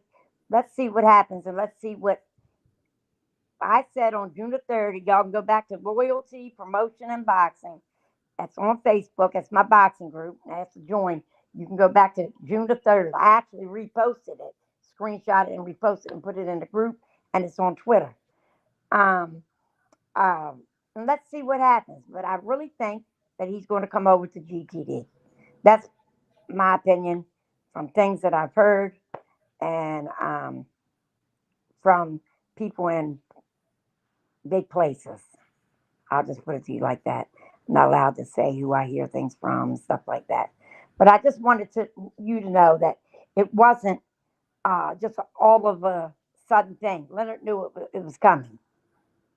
He was Yes. prepared. He was already prepared. And this isn't something that was a surprise. It definitely wasn't a surprise. Now, just take what I'm saying with a grain of salt and let's see how it plays out. And then I'll come back on here again after everything is happening and after everything, plays its Yes, part. ma'am. And that way I can say, okay, I was right, or I can say I was wrong. Makes sense to me. Okay. And you keep being the great father you are. And to all the Trying. men in the chat, happy early Father's Day. You guys continue to do a really good job with your kids. And I'm cheering all of you all on from the sideline. All right. Well, you get back, Lori. Thank you very much for calling Thank in. you. That's Remember nice. to go to Facebook. I got to put my plug in. Go to Hold on. Facebook, Facebook. Hold join on. Loyalty Promotion and Boxing. Hold on. Let That's me my see. group. We have more champions in there than fans. So we need some fans in there. Okay. So you say loyalty. Promotion and Boxing. It's a private group, but I have more boxers, Hall of Famers, referees. I had managers. I had more people that are higher up in boxing than I do fans. So I need some more fans in there. All right. I'm in there. I just did Thank, it. Well, thank you, it's a darling. private group. So, you Hey, got to I accept me. appreciate you so much. You hear? Yes, Thank you ma'am. for always putting on a good show. And I see Appreciate we you. got my guy Southpaw in the chat too. I want to shout him out. It's a wild boy. Yes, I love it. I love it. Yeah. Okay, y'all have a great day. You hear? All right. Get back. All right, bye bye. Fonz B, what's up? What's up, Fanon? Could you hear me? I can hear you perfectly well now. Okay, yeah, my bad. I had got a phone call. But yeah, what I wanted to say was, do you think Leonard just stepping down from Mayweather Promotions and going to the PBC to do more work over there? I don't know, man. I don't know what he's doing, to tell you the truth. Like, I'm just going off what everybody else. I'm just going off what I read, and I was like, man, I don't like how I think that should have been handled differently in a way where nobody winds up looking bad. But in Right, that yeah. particular instance, pretty much it makes it. There's so many trolls and so many raggedy ass people out there that want that like really would love to. Leonard Ellerbe got fired, or Tank, or Mayweather's all that shit. I just think it was handled poorly. Right, okay. I just thought it was but I don't know what he's going to do other than he's definitely been involved with a lot of fights that are not associated with Mayweather Promotions. Is And he's that been doing that for a while. You there? on a bigger role over? You're breaking up bad, man. Shout out to South Africa. Fonz, you breaking up. I'm What gonna you let you say? go. I can't hear you. Couldn't hear anything you said. Oh, my bad. I said, yeah, that's why I think he was gonna take on a bigger role over there at the PBC because he involved in so much. Yes. Well, we'll see. All right, for now, y'all take it easy. All right, brother. Get back, man. All right. Yeah. Anyway, man, it is what it is, man. You know, I'm a fan of Floyd, and I'm a fan of Leonard Ellerbe's. Leonard Ellerbe is one of the most honest and straightforward people that there is out there. You know, and we'll see what happens. It ain't no guarantee that shit's gonna fly off. I don't think he's doing the PBC. I mean, he's at every PBC card. He's been at every PBC card. You know, every PBC card. And he has a really good business sense. You know what's going to happen. He knows what's going to happen oftentimes before it happens. But anyway, here's his link, man. For the years, crackpots have been wanting to see Floyd and Leonard split, both big personalities and successful. Yes, sir. Yeah, man. Floyd been back in this. Floyd been back in the United States for a minute, man. I thought that was just some raggedy, gossipy type shit. Floyd runs what? PBC? Floyd doesn't run the PBC.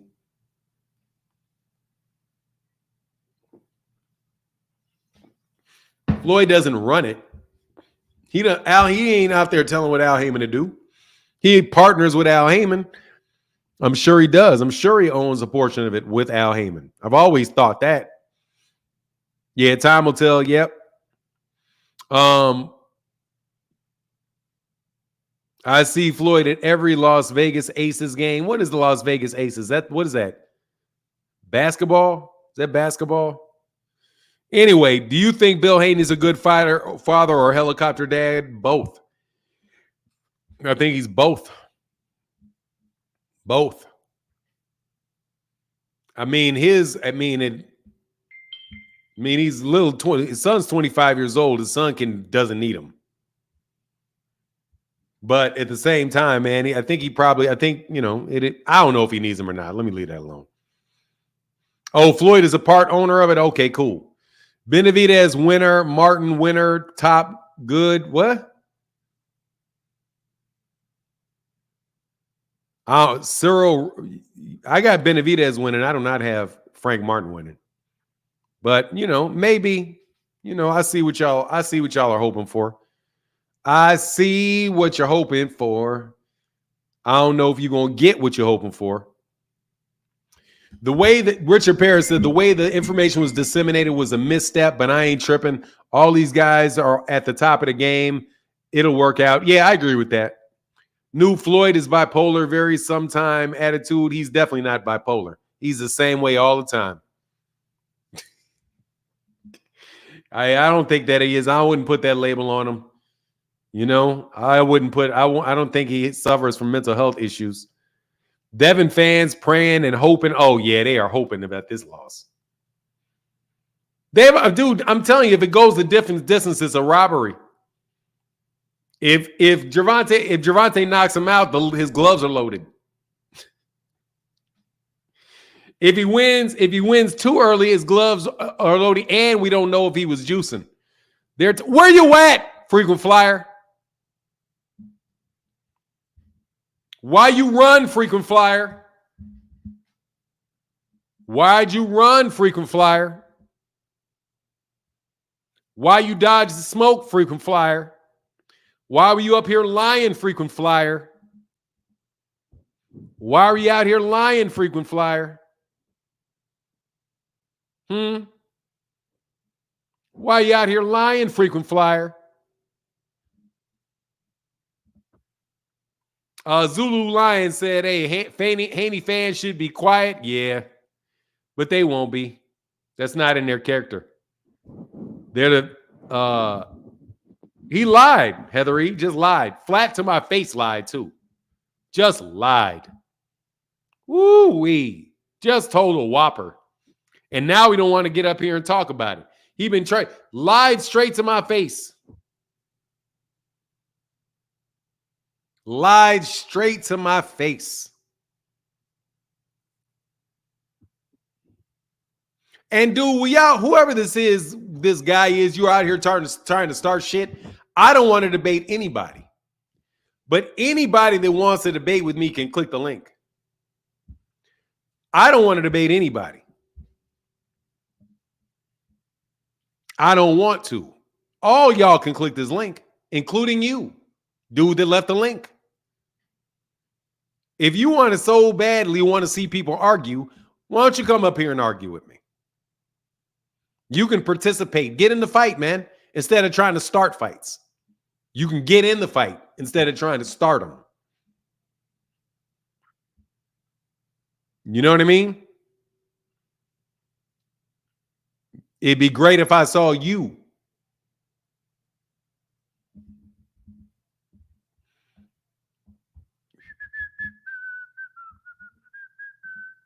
Friday. Fanon gives good advice. I'm just telling you, that's the only thing that I thought about it. I just thought it's a bad look. Cody Banks with a rare super chat. Thank you. Said, hey, back in the day, Bill Haney said Devin will clean up 140 and 147. No way. Boots ain't no tune-up. Yeah, he ain't clean up 147. Brandon Dip said, how can I help you? Hey, what's up, Nah? Can you hear me? Yes, I can. Hey, man. And what's up to the chat? What's going on, y'all? I just wanted to ask you real quick, what you think about yesterday when Tank made Frank flinch like that? The day before yesterday? Yeah. You there? Like, he just looked. Yeah, can you hear me? Yeah, now I can. You were breaking up for a second. Oh, my bad. Yeah. He just looked scared, man, like real scared. Like, that didn't look like a flinch of, like, reacting to a punch. The way he threw his hand up, closed his eyes and everything. Like, he just, and I like Frank too, so I don't know, man. I'm a little concerned for him. I mean, I thought it was. I agree with David Williams. I think it was funny. I thought it was funny, but at the same time, dog, you don't want to get hit by Gervonta. I agree with Errol Spence too. Like, I don't think you really want to get hit by Gervonta. No, not at all. So like when Errol Spence said, "Why wouldn't you French? He's a professional boxer. You wind up getting hit by a professional boxer. You can wind up being laid out. So hey man, you're supposed to flinch. So I definitely wouldn't want to get hit by him. But Gervonta Davis he's obviously trying to punk him. Obviously trying to punk him. Yeah. And he looked a little intimidated. He looks like a little bit out of his element. He looks a little nervous, man. I just I just hope it's a good fight because, like I said, I like Frank, I like Tank. I think Tank is gonna get him up out of there. But I just want to see a good fight. I like both guys, man. So I just hope it's just a good weekend for boxing. I want to see David Benavidez too. I want to see that one. Are you gonna call the fight by chance, Mark? Because if you I will be. For sure. Donate to the channel if you gonna call that fight, man. I'm calling the fight. Heck yeah, I'm man. calling the fight without a doubt. I will be calling that fight for sure. Thing, for now, I switched my barbers. I get my hair cut over in Duluth, Georgia now. I'm from Canada.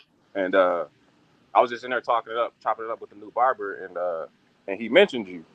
And I was like, wow, man, I'll be watching the same channel, man. That's what's up. So we was chopping it up with you about you, man, in the shop, man. So he loves your channel.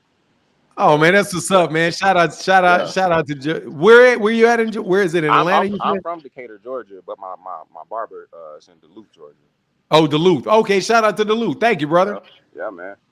But yeah, man, I just want to chop it up with you real quick, man. Shout out to the chat, a little Yes, better sir. info. Hey man, make sure y'all go tell Bill Haney that the barbershops fuck with me. Man, the That's barbershop's what's up. fucking with you, man. He don't know what he's talking about. He tripping. All right, man. Get back, All brother. right, man. Take it easy. All right, peace. Yeah. Man, that's hilarious, man.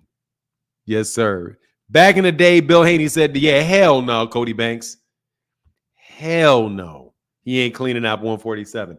I don't think he's cleaning up 140. He need to clean up his cheat. He need to clean up that game. Where you got Dak? Where you at, freaking flyer?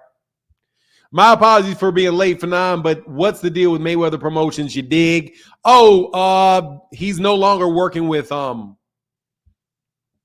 he's no longer working with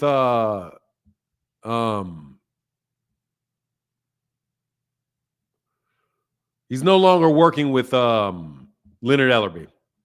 Put it that way. Instead of that, all that fired stuff. I don't know whether Leonard left, what the deal is. But I just don't like how it went down because the people got to wonder.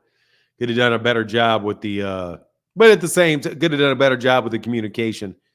But at the same time, I do agree with Richard Paris that, I don't know. Maybe I'm just a little bitter. I'm a fan of Leonard Ellerbe. I've always liked Leonard Ellerbe. Health first, always. Oh, hey, man, what's up, man? What's up, Southpaw? That's my Google name. Health first, stay ready. Yeah, it's kind of sad to see Leonard Ellerbe go because his face is very known. You know what I'm saying? Like even if you're not familiar with boxing, you're familiar with him. But yeah, I think that Floyd is rich because he's supposed to look out for himself. Gervonta said it himself. He said, if I was Floyd, I'd be thinking the same way. You're supposed to look out for yourself. You don't see rich people giving out money. They stingy with money. Rich people shop at the dollar store. That's how they stay rich. They're not stupid. So I ain't got no issue with it. But like Buddy said earlier, I think that Leonard Ellerbe will probably end up with Gervonta Tank Davis Promotions. They real close. Happy early Father's Day, bro. And to my comment, I put, do you think the Bill is a good father or just a helicopter dad? Oh, I thought I responded to that. I mean, he can be honestly, man, to tell you the truth. He raised a son that is really successful and is taking care of his business. So he's not a deadbeat dad. He's in the house with his kids. He's raising his kids. So I think he's doing the best that he can with his kids. Nobody's perfect. Is he a helicopter dad? Yeah, without a doubt. He's a helicopter dad too. So I think that really is is both, man. I mean, I got to give him credit for not. I mean, I know some friends of mine that saw their dad 2 times in their life. Right. So when you compare him to that very low ass bar of fucked up fatherdom, yeah, he's far exceeded that. But his son is 25 years old, and his son can go on about his business and handle his own business at this point in time. But but I definitely think he's riding on his son's coattails, a little bit more than a lot of other cats would. I hope that's fair, but I don't even want to judge him as a father because again, he's got 2 other kids. At least 2 other kids. Yeah, he got a tennis player and a daughter, and I'm sure he's a great father, to his white children. But to Devin, I just feel like he try to control him, too much. But I'm sorry. I should have said that. I'm sorry. That shit is funny as hell. Oh, but yeah. To the tennis player's son, the white son. Nah, his son ain't no tennis player. You can stop that shit. Yeah, he's never gonna be successful. He could sign to never gonna be. He could sign to never gonna make it entertainment or never gonna make it promotions. But yeah. But happy Father's Day to all the fathers, man, watching. Except Bill. All right, I'm gone. All right, man, get back. That man say fuck Bill on Father's Day. Oh man, nah, man. I'm gonna tell you right now, that tennis road, that shit is hard, man. Dog, are you going to click up here and explain this story you told or not? Freaking flyer. Are you going to get up here and eat this crow for that story you told? Huh? You already got bust out on your why keyed, why head and stuff. Now you need to come on. Now you need to come on up here and get served off that lie you told. Or maybe it wasn't a lie. Maybe you were just ignorant. I need to know whether or not you were ignorant or whether you lied or whether you were ignorant. Because I did what you asked me to do. And it didn't say what you said it said.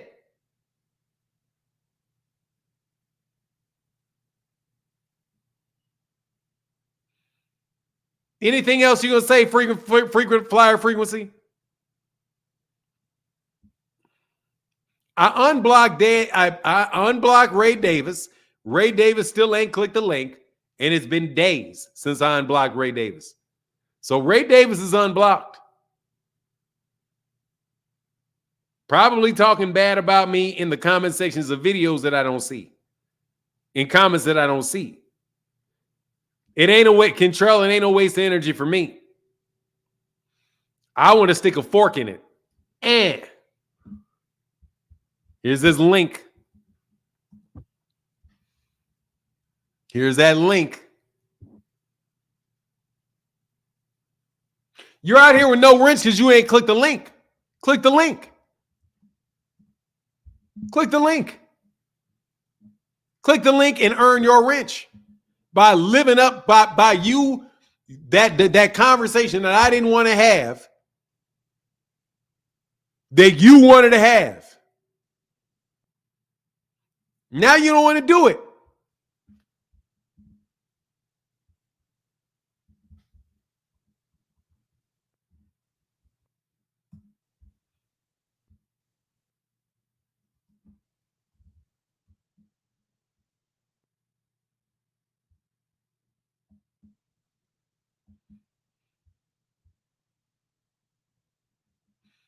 Now you don't want to do it.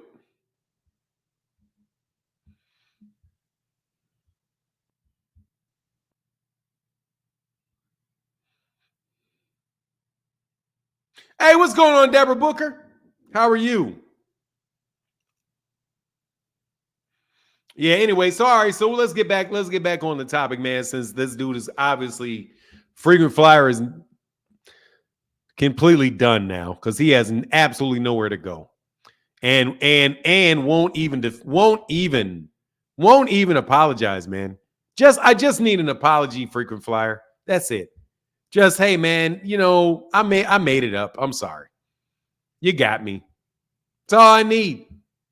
And then, hey, man, I'll get you your wrench back. We can have good conversations about other stuff. I unblocked Ray Davis days ago. Ray was blocked. But I unblocked Ray Davis.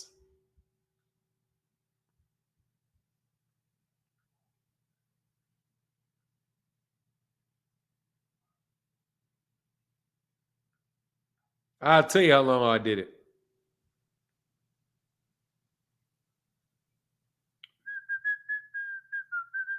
Yeah, freaking flyer. Come on, man.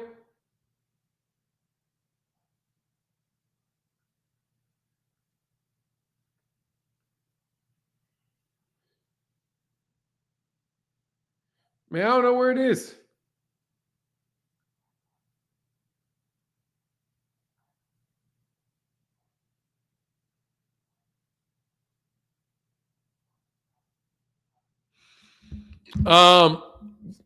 Rap star. What is rap star boxing knowledge in the building? Oh, okay. I don't know what that is. Nah, he's not gonna do it, man. I'm ashamed, man. I thought he was a real one, man. I thought he's a real one. So let's talk about this Gary Antoine Russell fight. That's the fight that I'm really, really interested to see, probably more than anything. That's dangerous fighting a cat like Tank, falling in check. Man, he's gotta go through Tank if he's gonna get to where he wants to get.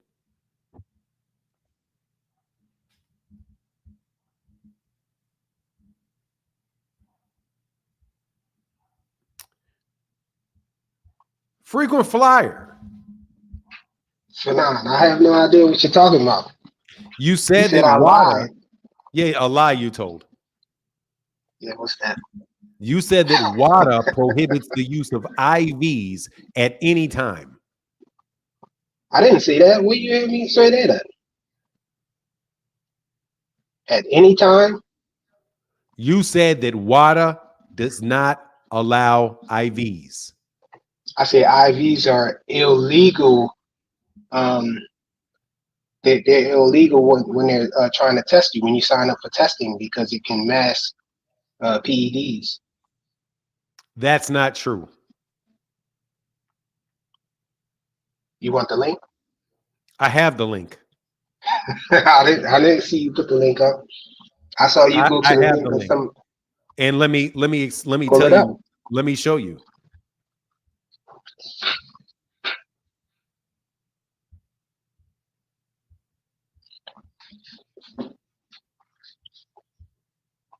This is WADA anti-doping agencies, intravenous infusions or injections. Intravenous infusions and injections of more than a total of 100 milliliters per 12 hours. Intravenous, let's read this again. Intravenous infusions. But nah, that's Sir, that's not it is that's it. not the right. It's It not. is it. Yes, it is. For now, we can see right on the screen that that's a PDF file. Go to the WADA website. Sir, You want me to drop the link? I got the link. it. No, this is That's world. not it. Dude, stop this shit. This is That's a PDF, world. man. I can see right there that it's a PDF. It is a PDF or not. You can edit PDFs. Why not go right to the website? Because it's Why comes not off go the right to the website, website? you fucking idiot. Look, WADA.com. I got the link, man. Dude, I got the link. WADA, this says http www.wada. So what's wrong with me That's just WADA's dropping the link website. and then you clicking on the link? I got this off WADA's website. It's WADA's website is right there. www.wada. But that's not what you're making it sound like you're on WADA's website, but you're not. Sir, That's a PDF file. This is WADA's website. That's a PDF file, and it says it right in the corner. You can see dude, exactly. You downloaded it. Just go to the WADA website. WADA. This is WADA's website. This is WADA's website. Menu. Anti-data and research. Who are we? What do we do? Athletes and support. Media. Resources. Anti-doping stats. Collection samples. Lab results. Scientific research. Governance. Look, I just put it in the back just now. So you can look at you can click on that link in the back and it'll take you right to it. Let me tell you something. I'm going to go to the rules myself. Themselves. Itself. Case law, lab documents, social research, sample collection. Yeah, you can click on that link that I put in the back and it'll take you right there. Frequent flyer, you're fucking beyond terrible. You want me to go, this is WADA's research, so you want me to go find it. It's not okay to go right to their room. I just told you I put the link in the in the back right there. I did. I just put the link in the back. If you look at it, you can just click on it. And it'll send you right there to what I was talking about, what I'm talking about. This is not WADA's research. That's not WADA. That's not click WADA. On it. Let's see it. Show. Bring it up. Let's see it. Not WADA's website. This is not Why WADA's isn't website. it? That is WADA's website. Look at it and read it. Sportsadvocate.com. That is not WADA's Go to the top of it. No, that is not WADA's website. That is the Global Sports Advocates, the www.globalsportsadvocate.com. That is not fucking WADA's website. Bring it up on the screen and go all the way to the top. You don't even want to bring it on the screen. You're telling people, but you're not showing proof. Website. That's not WADA's website. You're just saying that. That is not WADA's website. Well, click on it and let everybody see it then. That is not WADA's website. Click on it and let everybody see it then. Click on it, go to the top and read it. Let's read it. Let's read it and look at it. Fucking terrible, bro. Let's look at it, bro. It's WADA. Yeah, no, let's not. Let's look at it. Sure. This guy said that this is WADA's website. That this is WADA's website, is what this man said. That this is WADA's website. You want me to go to WADA's website? You was just at WADA's website and you couldn't find it. No. Let me not yell over you. This is what you said was WADA's website. What's taking you so long? And just click the link that I put back there, bro. Because it doesn't pop up like that, dude. Thank you very much. This is WADA's website. Go up. Look what it says. Is this WADA's website or not? Look what it says. It says Global Sports Advocates. And the website is www.globalsportsadvocate.com. That is not WADA. But even in this thing that you're trying to con somebody, it says, when are IVs and infusions and injections prohibited? The World Anti-Doping Anti-Rules prohibit intravenous infusions and injections, both in competition and out of com, if the volume exceeds 100 milliliters during a 12-hour period. And keep reading it. The part that's highlighted is what you need to see. The part that's highlighted for you right there is what you need to see. Dude, I'm not going to yell over you. You're a clown. The 100 milliliter threshold applies even if the substance is injected is permitted, or if the athlete receives multiple small volume injections.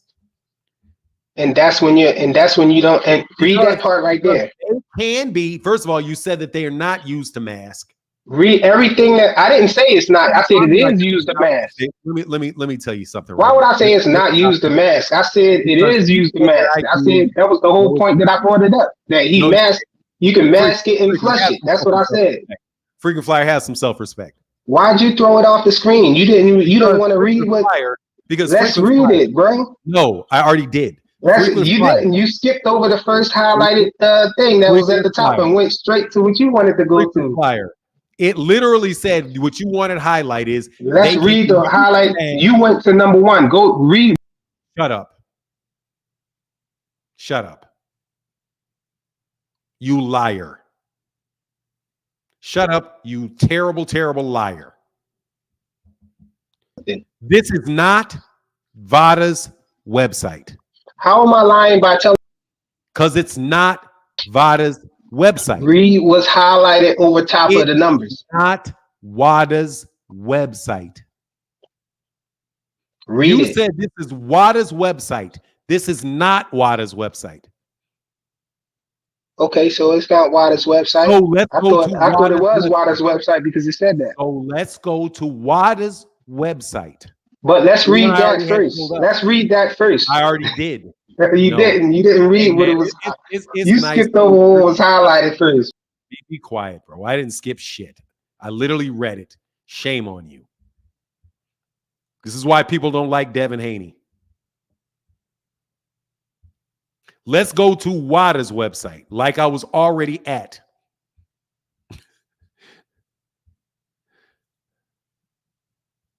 I was already at WADA's website. Then you took me off of WADA's website.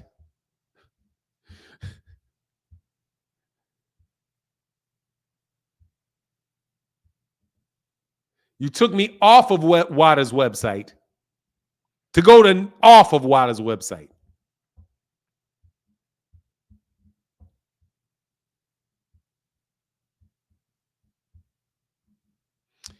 This, sir, is WADA's website. This is WADA's website. This is WADA's website. I'm still waiting for you to tell me the part where I supposedly lied. Well, first of all, you just lied and said that you gave me a link to WADA's website. And it wasn't WADA's website, so that was a lie. Would you like me? Matter of fact, watch everybody. Watch everybody. I'm going to do something that he can't do because he doesn't have a wrench. And I'm going to show you the link that he gave me so everybody can see for themselves that this is not You could have just pulled it up. You could have just pulled it up on the screen. I want everybody in the chat, saw it. Frequent Flyer, to see. I want everybody in the chat to see that Frequent Flyer gave me a website that said www.sportsadvocate.com. And I want everybody to see that this is the website that I pulled up, that he said was not the website. Now, as you can see, mine says www.wada. His says something other than WADA. So you lied about that being a WADA website. Now, let me tell you, they both say the same thing, that it's prohibited if it's over 100 milliliters within a 12-hour period. 100 milliliters over a 12-hour period. Do you know what that means? That means if he only had 90 milliliters, then it's not illegal at all. So when you said it's illegal in competition and out of competition, you left out the fact that it's only illegal, according to WADA, if you used 100 milliliters or less. Or more. Actually, 100.1 milliliters and more. And that has to be within a 12-hour period. So you could have 99 milliliters at 6 o'clock in the morning and have another 100 milliliters at 190, another 99 milliliters at 7 o'clock at night. You can take two IVs of less than 100 milliliters every day and not violate WADA's rules. According to the link you gave and this link. No, see, but you're not looking at the whole thing now. It don't say that you if it's not past 100 milliliters that is totally legal that you can do. There's certain times that you can do it too. No, that yes, you can't. It does. No, yes, it does. It absolutely. You're not allowed to. You're not allowed to use it at all if you're testing, sir. Let's read some more. Read further into it. That's not correct. Read further into it. Intravenous infusions have been included on the WADA list of prohibited substances and methods under Section M2. The only time WADA has anything to do with anything is when they're testing. And we know WADA is testing all the time, right? The fact that WADA... Who does the testing? Frequent Flyer, do you have... Who does the testing? You know that, right? Do you have any self-respect? Do you? Yes. You saying only when they're doing testing. Who else does the testing besides WADA? WADA does the testing for everybody. So what are you talking about? This is WADA's rules. You said, and they do the testing for everybody. So you said you're trying to say only when they're when they're testing. They're testing for everybody. They're testing for USADA. They're testing for VADA. They're testing for everybody. You are the one that said only when they're testing, not me, liar. I said when you're when you're testing, you're not allowed. But you just said only when they're testing. They're not, as if to say that they're not always the ones that's testing. You said that, Frequent Flyer. I didn't. You said rewind it back. You just said rewind it back because I just responded to you saying that. Because you're humiliating yourself. I just responded to you saying that. WADA, my statement before you lied was the following: that I didn't care about what WADA's rules were, because the rules that matter were the New York State Athletic Commission. The rules for the New York State Athletic Commission was that you could not do it after the weigh-in and before the fight. Yeah, exactly. You said that was he doing it before the fight, or was he doing it when he was didn't even have a fight scheduled? Well, the videotape was well before the weigh-in. For now, leave it to you. You lied. You said WADA don't even have rules. You was arguing that point to me. You did. Now you didn't say they didn't have rules. You said WADA don't have rules. You said that multiple times when I've even brought this up, and now you finally decide to entertain it. Now you said all of a sudden forgot that you said that. Shame on you. You said water didn't have rules at all. I said their rules do not apply.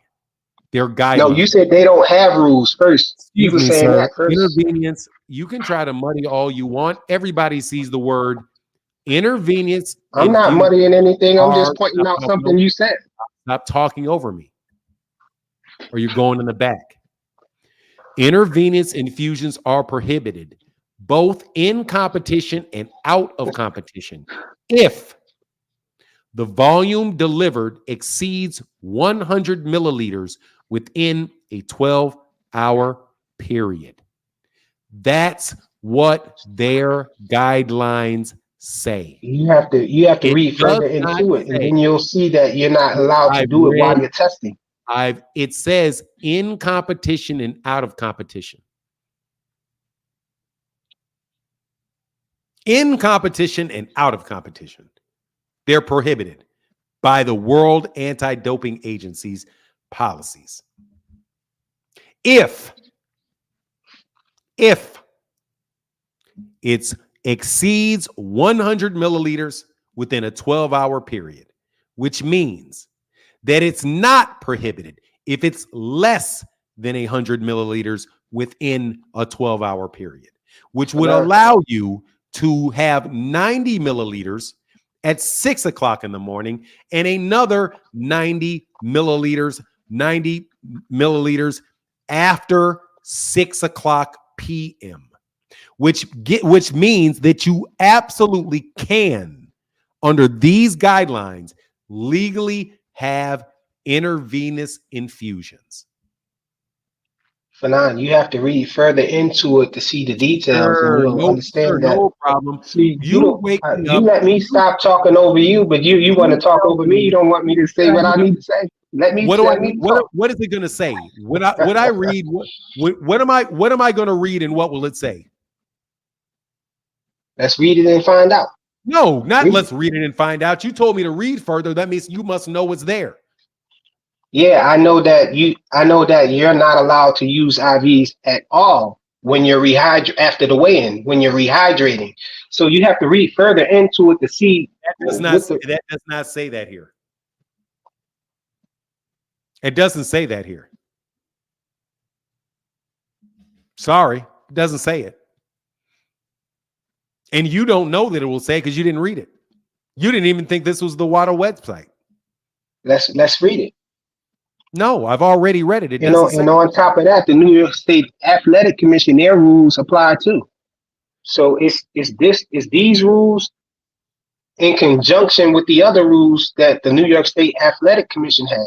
And that videotape, the videotape of Ryan Garcia using an IV, was well before the weigh-in, because it was filmed and put on a program on DAZN. That was taped well before the weigh-in.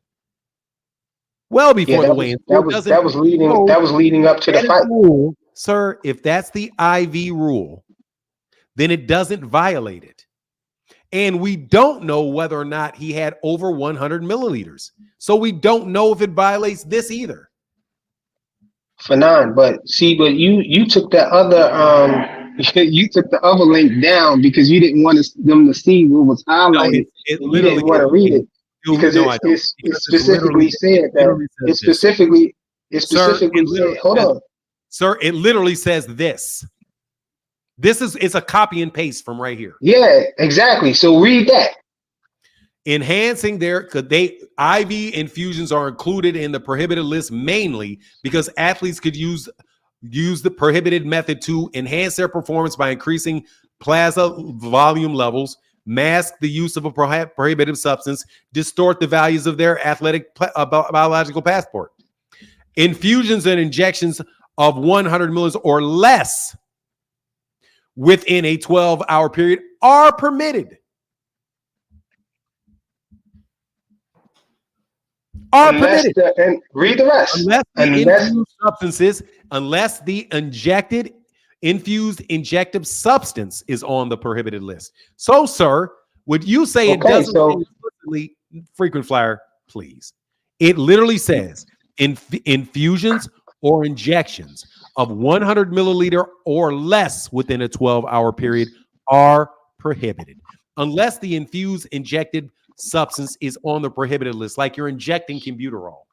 But a IV, a saline infusion, is not prohibited, and it specifically says it is prohibited.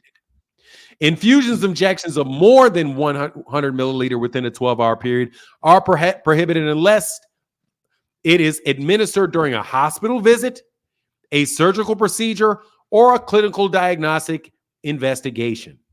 Therefore, athletes should always apply for a therapeutic use exemption if they are administered an intravenous treatment more than 100 milliliters in 12 hours.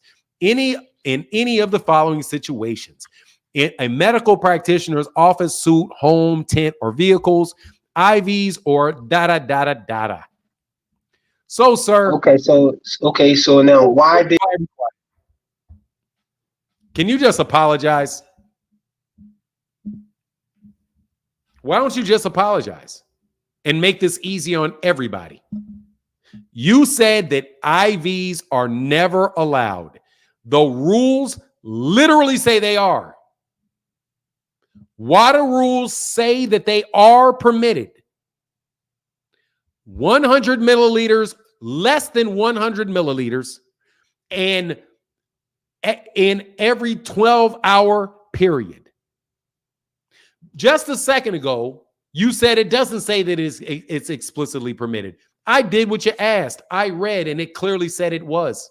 Unless you're injecting something that's prohibited, like Clenbuterol, or you're injecting anabolic steroids, or nandrolone, or anything on that list. But if it is a saline solution, less than 12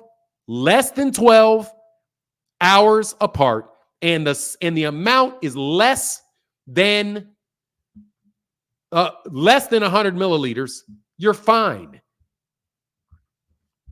Now you're telling me I said things I didn't say and telling me I need to apologize for something that you're trying to say I said.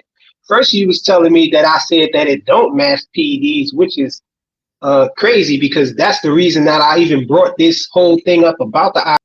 You're a liar. What I said was, I don't want to listen to what you're saying. And you said, you don't even know what I'm going to say. I said, yes, I do know what you're going to say. You're going to say it masks, the IVs mask PEDs. Can be used to mask PEDs. And then you said, no, that's not what I was going to say. And then you went to describe it masking PEDs. Yes, I knew that you said it masks, because it does mask. It could be used to mask. You're just dishonest all the way around. That's not what I was trying to say, but you throw me in the back and mute me so much, I never get to say what I'm going to say. All we hear is what you're putting out there that I'm saying, but I never actually get to say it. And because you keep throwing me in the back and not letting me say it, the world will never know, I guess. You said I was going to say that he masked the PEDs. Go ahead and say it. Okay. Now, my whole thing was... Let me set the table. When we started, let me say it myself. Don't try. When you told me that I don't talk about IVs, why were you talking about IVs? Because I began saying that I didn't understand why you guys always talk about how little was in his system and talking about he only had enough in his system that, it wouldn't benefit him or whatnot. And I was trying to explain to you that when you use in the boxing world, we use IVs to flush your system too. And so I was saying that it's only a little bit in there because he was using IVs. That's what I was saying. I said IVs are used to mask and flush, not just mask PEDs. You can flush the system with it too. So the flushing is the masking. No, it's not the same thing, Fanon. You flush stuff out of it. Masking is to hide something in your system while it's still there to make it, Sir, well, your lack you can use marijuana. You can use marijuana to mask your system. Excuse me, sir. You please tell me where flushing your system out falls into these three categories. Diuretics. Enhance their performance by increasing plasma volume levels. This says enhance their performance. So that's not flushing. Distorting the values of their athletic biological passport. That's not flushing. That is. To distort the values of their athletic biological passport is flushing. No, I'm not saying that. No. There you go. So the flushing must be this by process of elimination. The only one it could be is masking the use of a performance enhancing substance. So how do you mask it? By having IVs come into your system and dilute your blood and then help it flush out, which masked your use. Because but for you having that IV, you would have had enough, you wouldn't have had as much liquid in your system, and they would have seen it. That's what they mean by masking. They don't mean enhance your performance. They don't mean anything to do with your athletic biological passport, because that means a biological passport is what your standard baselines are, where you use for testing for several years. What is his testosterone level? His testosterone level is typically here. So they're going to they can use an IV, and then when we take this measuring stick, then we're going to compare future tests against it. That's not masking the use.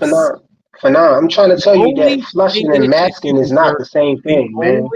The only statement here that talks about use is the use. Mask the use. That's the only one that applies to use. Yeah, I see what you're saying, but I'm trying to tell you that masking and flushing is two different things. So let me tell you something. Diuretics can be used to mask PEDs as well, but you're not flushing your system by. You can sit here and try to have an argument about the definition of masking. I don't want to go through it. You lied. You flat out lied and said that under no circumstances are IVs permitted. You said that. And that's not true. And now you want to bog the conversation down in a conversation about whether masking and flushing is the same thing. You are pitiful. The Hanos clan is pitiful. You say things you don't understand. You literally, it doesn't say anything in here about flushing. If you tell me that it can be used to flush, fuck flushing, because it doesn't say anything about flushing here. Nine, you're lying on me. I never said that you can't use IVs at all, because on the link that I sent you, it says that anything over 100 milliliters is prohibited. It says that on the link that I said. I never said that you can't use them at all. So don't put that lie on me and try to tell me that I need to apologize to you for saying that. I never said that. You have no shame. When have I ever said I didn't? I never said that. You're putting things on me that I did not say. You said it. I never said that you can't never use it. You said it for months straight. I did not. I never said that this under no circumstances you could use IVs. You couldn't use IVs. You just said to me that this doesn't say that you can use it. It doesn't explicitly say it's permitted. I didn't say that. When did I say that? I was the one that brought up 100 milliliters or more, not you. It's right in the link that I sent you. It's highlighted on the link that I sent you. So you're going to use the fact that I busted you out for a lie. And you're not busting me out for no lie, bro. You're trying to say I said something. You're trying to, what do you call that? I call that throwing your ass off. Fuck out of my face, frequent flyer. Shame on you. Grow the fuck up, dog. Grow the fuck up. Shame on you. And I mean that for your family. Shame on you. You make people hate Devin Haney. You lie so much. You guys will just lie. You are stone cold busted. Absolutely. Just said then it doesn't say that you can use 100 milliliters. You said to me that my quote was not the WADA website. It was not the WADA website, and you gave me a link to the WADA website. I literally took this off, showed everybody the link you gave me, and it was not the WADA website. It was not the WADA website. All that it was a repeat of the link I gave you that you said wasn't trustworthy because it was a PDF, even though the address of the PDF is connected to the website. And it literally had a word for word translation. Shame on you, bro. Shame on you. Frequent Flyer, how can I help? I mean, Fantasy Assassin, how can I help you? Can you please become a Devin Haney fan, please? Hell the fuck no. I ain't gonna be lumped in with dudes like that. I ain't gonna be lumped in with dudes like that. I can't. That would be an insult to my intelligence. I'm over here. Let me read these couple super chats, bro, real quick. D. Cuervo said, "A freaking flyer been spending too much in time in the clouds with them drones." Camp 11 said, "For Fanon's patient, dude can't be this dumb for real. He's just dishonest." And Barbara D said, "I just wish I would like to wish all the dads in the chat a blessed and happy Father's Day." Thank you so much, Barbara D. How can I help you? How can I help you, brother? Man, I had to come in and restore the balance after Frequent Flyer done dumbed everything down. Cause man, hey, the fact that he came back to talk about they allowed if they less than 100 milliliters within 12. Come on, Frequent. Damn.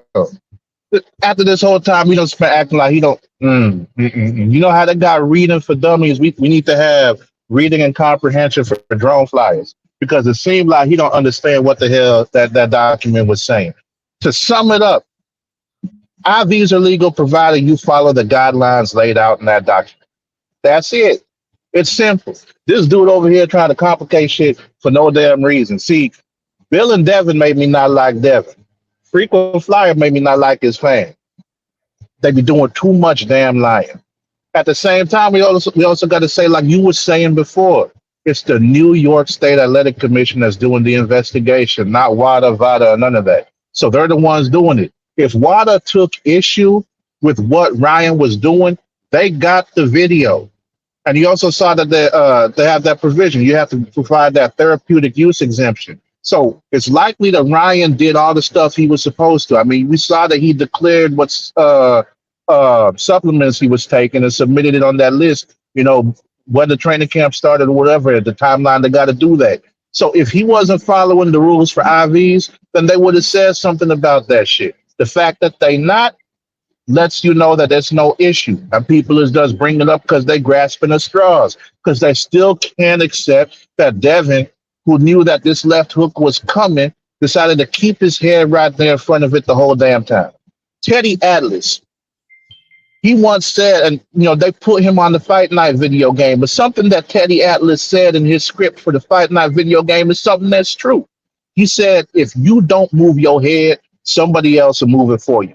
And Ryan was moving Devin's head all over that fucking ring that night. And his fans cannot accept that. That's why they're grasping at everything. People like Frequent, come on, Frequent, come on. You can't be somebody out here flying drones and not understand words, man. I know. Last time we had this discussion, he was talking about you got to multiply words and divide them and all this and that. Stop trying to do too much, man. Just read and learn. Grab yourself a thesaurus, a dictionary, something. If you need, man, go find Elmo. He'll teach you some shit on Sesame Street, man. He helped people understand this stuff. You try to muddy the waters, and a lot of people do this like it's just facts. Like we done brought up the WADA website. We've seen what they said on there, and it's plain and simple. 100 milliliters or less within 12 hours. And like Fanon said, like it's possible to go ahead and do that twice a day because there's 24 hours in a day, right? If you're keeping that under 100 milliliters each day, you're good. If you got a therapeutic use exemption for one of the criteria they laid out there, whether it's something that's medically related, like if you have a surgery or something like that, and you fill that out, then you're good to use the IV. Now, the part the frequent is hung up on is the whole masking and flushing. Let me break it down for you, frequent. Masking means to hide something. Flushing is the method by which you are hiding something because you want to hide the fact that you did it. So if it's not in your system, that's how you mask it because nobody is going to know that you did it if it ain't there. But that don't even matter because in order to do that, it would have to exceed the 100 milliliters in 12 hours, which is why they said that over 100 milliliters in the 12 hours is prohibited for that specific reason, which means that if it's less than 100 in those 12 hours, then it can't be used to mask. That's what they're telling you there. But you're over here trying to overcomplicate things. So now that we know what that frequent, I hope that you learn some reading comprehension. I hope that you understand what words mean. And I hope that going forward, you can do a better job of reading because, man, no child left behind. I mean, I know you were left behind, but it's not too late. Each day we around is still another day for us to grow and do better. Now, moving on from that, we got Tank versus Frank tomorrow. I know these Devin Haney fans is over here sweating. I know that they praying and hoping that Tank look bad or don't get a knockout or anything like that. I know that is like at the top of their wish list because apart from WBC's investigation coming out and saying Ryan intentionally, that's the key word, intentionally took some type of banned substance. The one thing they hoping on is the downfall of Gervonta Davis and maybe even Shakur Stevenson to a little extent, because those are the two other names that's a threat to Devin Haney. I'm saying that Tank gonna end up stopping Frank. I think he's gonna go to the body. I think he's gonna break him down and eventually, get the stoppage. Frank don't really fight too well moving backwards. He doesn't really vary up his offense. A lot of times he overextends and coming forward, he really be throwing himself off balance with some of the shots he be throwing and doesn't exactly have his feet positioned properly when he's stepping forward there. And he moves very similar to Errol Spence. I think he's just going to be target practice once Tank finds his range. Because, usually around 3 or 4 is when Tank get into that perfect range and starts countering. And when he starts countering, it's not just one shot. Like he's countering with combinations and going to the body with and switching up angles. His movement, which is underrated. His ring IQ highly underrated, and his defense underrated as well. Because people don't know that he ranked like number 5 on plus minus for his connect rate versus his opponents. Like he's not no slouch defensively. I think we're going to see an interesting fight, and I think we're going to see that Tank ain't one to be played with. He out here, people say he nervous and shit, but nah, he just being himself and probably, stress free because he probably ain't got like nothing bogging him down or weighing him down outside of boxing like in his personal life. He seemed like he in a good spot, and we've been hearing him talk about, wanting to, become a better person, improve himself. And yeah, I think this is just like a culmination of all that. Like he's hyper focused. He got that jail stuff behind him, and now he's just, hella focused on his career, doing what he needs to do. And he said he's aiming for undisputed at 135. So I mean, like, shoot, I think we're gonna see probably the best Tank that we've seen, like even better than what we saw against Ryan Garcia. Like it's gonna be a pretty interesting night. I'm excited to see Benavidez back. I think he's gonna end up winning the fight. Don't know about a stoppage because he is moving up in weight, but I think he's definitely going to put on a great performance. And overall, I'm just excited for this card that is finally here. That's the big thing for me. But that's all I have for you, man. Thanks, man. Appreciate you, man. Hey, but before you go, I just want to make sure I was not like confused. Frequent a lying ass motherfucker. Am I tripping, or did Frequent Flyer not say to me that IVs are never allowed? Oh, that's what he said. What was it, 2 days ago when he had first brought it up and asked me why you never talked about it? And then I said, that's what I heard him say. Yeah, and then I said, then didn't I? It wasn't I the one that said New York State Athletic Commissions was the rule that counted and not WADA's? Yeah, because they're the ones doing the investigation. So, like if they investigate, why would it be under somebody else's rules instead of theirs? I Right, mean, but if WADA, then yeah, didn't he you say said that. no, it's not WADA? Didn't he say no, it's not WADA? It's not New York State Athletic Commission. It's also WADA. And Yeah, then that's what he said. didn't WADA say that? Didn't he tell me that website was a WADA website? And it didn't look like it. It looked like Global Sports Advocates. Yeah, he put a link to Global Sports Advocates and told me that it wasn't that was a WADA website. Yeah, and then you want to get mad when you go direct to the source. And then, but just humor me for a second, okay? Humor me for a second. All right. I just need to make sure that I get this right. That when this particular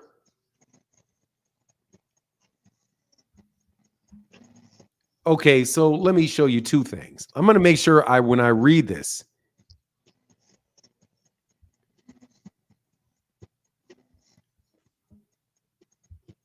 it says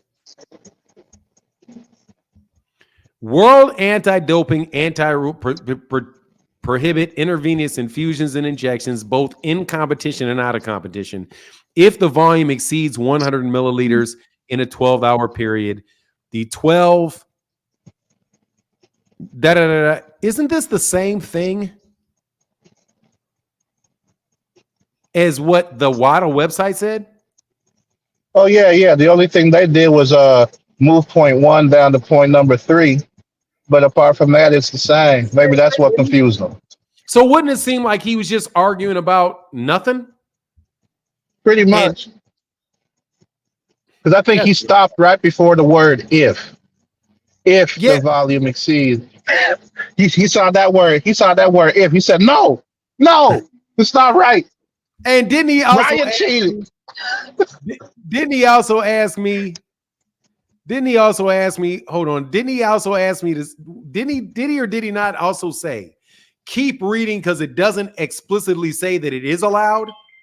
No, I said, no, we gotta read more into it, Fanon, because you're skipping over the highlighted part that lets you know what it could be used for. Right, but didn't he say? Did he say that it nowhere in it does it explicitly say that it is allowed to use IVs? That's what he said. What he said. So then we went to this.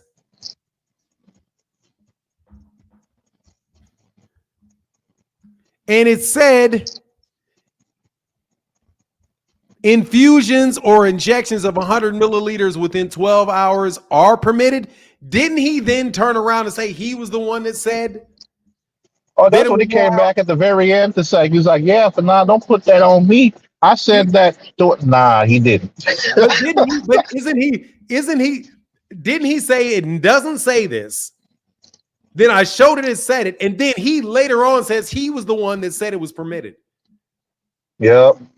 But so you got to read more into it, though. You got to read more into it. You know what I think he is pound for pound the fastest liar that I have ever met. I think this dude, frequent flyer, you are the most prolific liar and bold liar that you literally will say, the keys are on the table. And you say, no, man, the keys are on the floor. Man, why are you telling me? Why are you telling me that the keys are on the table? I told you the keys are on the floor. Like, I think that's why he fly drones. Like he got drones flying around that just got, live packages and drop them off for him. And, he got to wait for that live package to get delivered and dropped off before he come up with a new one. So, that's why he be so focused on all the flying and shit. So, he got like probably 15 live packages, right above his house, dropping off a lie at his doorstep, every 30 minutes or so. Terrible, bro. He said, hey, I'm in trouble. I need another lie. You gotta. All right, brother. Thank you, man, for humoring me, man. I needed that. I needed to make sure because he lies so much, you start doubting yourself. It's like, what? I know this Mo just said that. Hey, as soon as he came back, he said, "That's what I was trying to tell you." You know, the 100. I was like, "Nah, you didn't say this." When I heard that, I was like, "Yo, this ninja right here, no shame. Like, you serious, bro?" I was in here, man. This Man, I'm dude telling don't you. give a damn. I'm telling you. This is YouTube debates. These dudes will just make some shit up and put you through a torture chamber of trying to get around Hey, the lie they told. All right, bro. Thank you, Phoenix the Assassin. I just yeah, needed to for make sure, sure I man. understood And that happy correct. Father's Day, Mod. Man, happy Father's Day to you as well, man. You have a wonderful day. Deuces. You too. Oh, wow. 18 Wheeler said, love your show. It is the best. Oh, thank you, man. I appreciate you, man. Let me get my guy. Thank you, man. That means a lot, 18 Wheeler. Shout out to your brother. And happy Father's Day to you. Said Ringside with LCD said, unfortunately, critical thinking isn't a focus in school anymore. Thank God for my father's teachings and challenging my ideas. He forced me to think beyond my personal beliefs and ideas. Frequent flyer makes arguments to argue. Frequent flyer is the fastest lion ass dude I've ever. Wow. Man. I mean, man. Vidal, by the way, joins the channel members with a $25 holler. Thank you, Vidal Williams. He said donation to the channel from Chi-Town. Shout out to the Chi. Thank you, brother. We got two $25 hollers that are now the channel sponsors. My guy, Jameson Children, said Frequent Flyer's new name is Rarely Hover. What? Rarely Hover? Oh, Barely Hover. You mean Barely Hover. Man, oh, man, that was bad. And my guy Lowe said Al can't be happy. Floyd is trying to block the fight. Oh man, I don't think he's got any control over him, and I don't think it's going to do anything but promote the fight. Oh man, that is terrible. I ain't trying to remake your argument, dog. Oh, I was just trying to say that the IVs is why he only had a little bit in his system. That's not what you were saying. You were saying that an IV is a violation of the rules, period, is what you said. That was your argument. You are very dishonest. LeVar Aiken said, it's a damn shame how Frequent lies and embarrasses my city of Philly like he does. We here in Philly are not clowns like this dude. What a joke. Yeah, y'all are. Philly, the land of Frequent Flyer. He's the Philly Flyer. Woo! You got no Frequent Flyer. You got no shame. No shame. Thank you, brother. No shame whatsoever. But you're not alone. You're not alone. You're not alone. Believe you me, you are not alone in this land of lying ass dudes. Hey, Brock Howard with the big $20 holler. But thanks, hey, Frequent Flyer. I like talking to you, though. Please, hey, Frequent Flyer, leave a comment so I can give you your wrench. Hey, Frequent Flyer, go ahead and put that comment in there so I can give you that wrench. Brock Howard said, Frequent, damn it, happy Father's Day. Hey, Frequent is way better than G-Man King. I can't lie, dog. He's way better than G-Man King. Where's Frequent Flyer so I can give his man this wrench? Hold on, man. Frequent Flyer, put that comment in that comment section. Let me get you that wrench for your GSA. Your globalsportsadvocate.com being the VADA website. Man, oh man. I mean, my goodness gracious. That is just, man, you're good practice, though. I swear I got some good work in with you today. That was good work. Like, I was actually more patient. I let you get that lie all the way out your mouth. I did have to throw you behind a couple times, man, because I'm sorry I can't. Where you at, Frequent? Where you at, Flyer Frequency? Leave a comment in the comment. Let me get, there you go. Man, ain't nobody missed your point, bro. Ain't nobody missed your point, and then nobody miss you changing it. Ain't nobody miss your point or missed the many times you changed it. Oh, the sponsorship is a $25. The channel sponsors were 2 Vidal Williams and Fight Game with the channel sponsors for $20. Man, thank you, brothers, for your support. And my guy, Phoenix, said, somebody said I missed one. What did I miss? Oh, we missed the lie on purpose. Oh. You don't, hey, dude, no, that ain't your point. Freaking fly out here dodging the truth. Now Neo was like how Neo was dodging bullets. The one going to start calling him Philly cheese fake. Man, they call dog. Do not blaspheme on the name of the great Philly cheesesteak. Man, do you understand how bad I wish I had a really good Philly cheesesteak and I wasn't massively overweight? So I wasn't so overweight and needing to get my blood pressure down so that I could eat one of them goddamn Philly cheesesteaks. Man, you got no idea, bro. With the cheese whiz. With the cheese whiz. As bad as it can get for you, I want with the cheese whiz. Or the hoagies, man. Hoagies with all that goddamn oil on that mug. Ooh, it was good. It was good. Brock Howard said, can I add? Yeah, you can. Brock Howard becomes the channel sponsor with a $30 holler. Yes, sir. Yes, you can. I will allow that when requested. Thank you very much, brother Brock Howard. Thank you, and thank you to the former channel sponsors who helped get the game up. Brock Howard, yes, sir. Brock Howard, thank you, brother, for being the channel sponsor. The chat sponsor. Thank you, brother. He said, let me tip that by $5. Thank you, brother. Thank you. And thank you to my other guys that were there before doing that thing. He said, freaking fire, that was so, it is entertaining, ain't it? Hey, he said that cheese whiz be hitting that cheese whiz be hitting it. Hey, man, that cheese whiz be hit. That cheese whiz hits. I want it with the cheese whiz. He said, boo, what is boo? What he was saying boo for? The cheese whiz?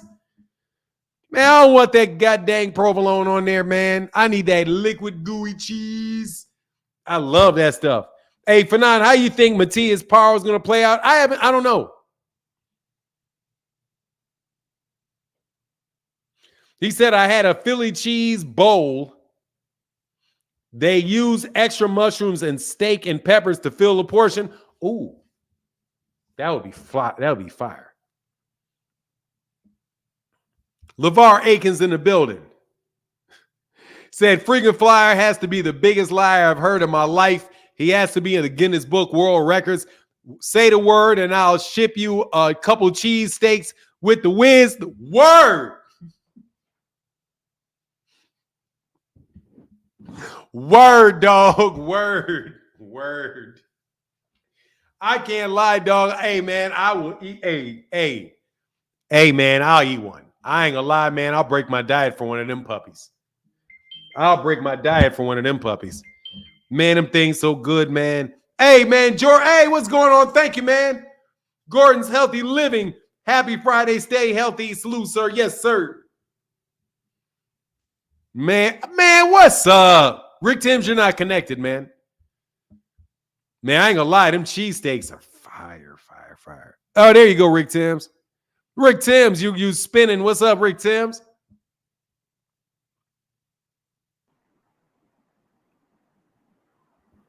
What's up, Rick? What's up with it, Mr. Martin? Damn, I'm good, man. Long time no see, brother. Hey, oh man, I'm back. Hey, this big fight tomorrow brought me back. I had to I got a bad glare or something. I'm good. Can you see me? Yes, you're good. All right. All right, man. Well, look,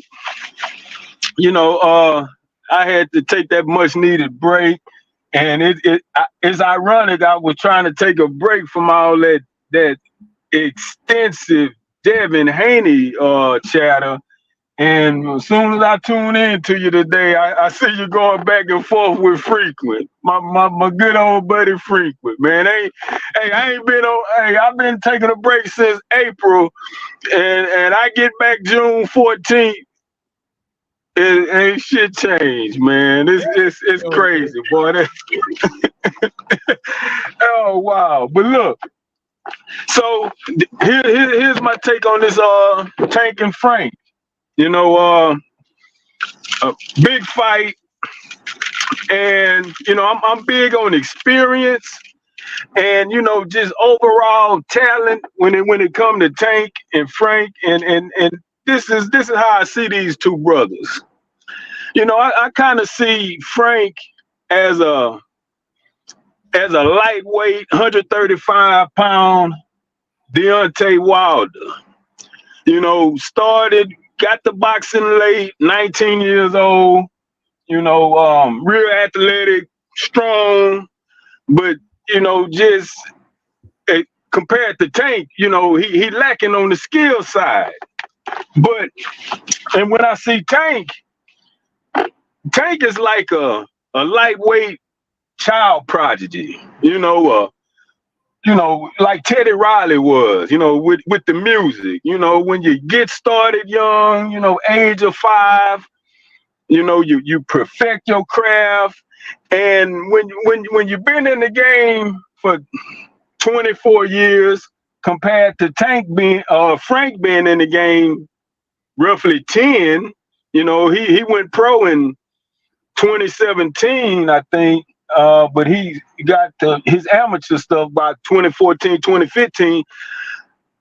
Tank was already pro in 2013. Now, mind you, Frank went pro in October of 2017, and by October 2017, Tank was already 19-0. And of Tank's 29 opponents, only 4 of them had losing records.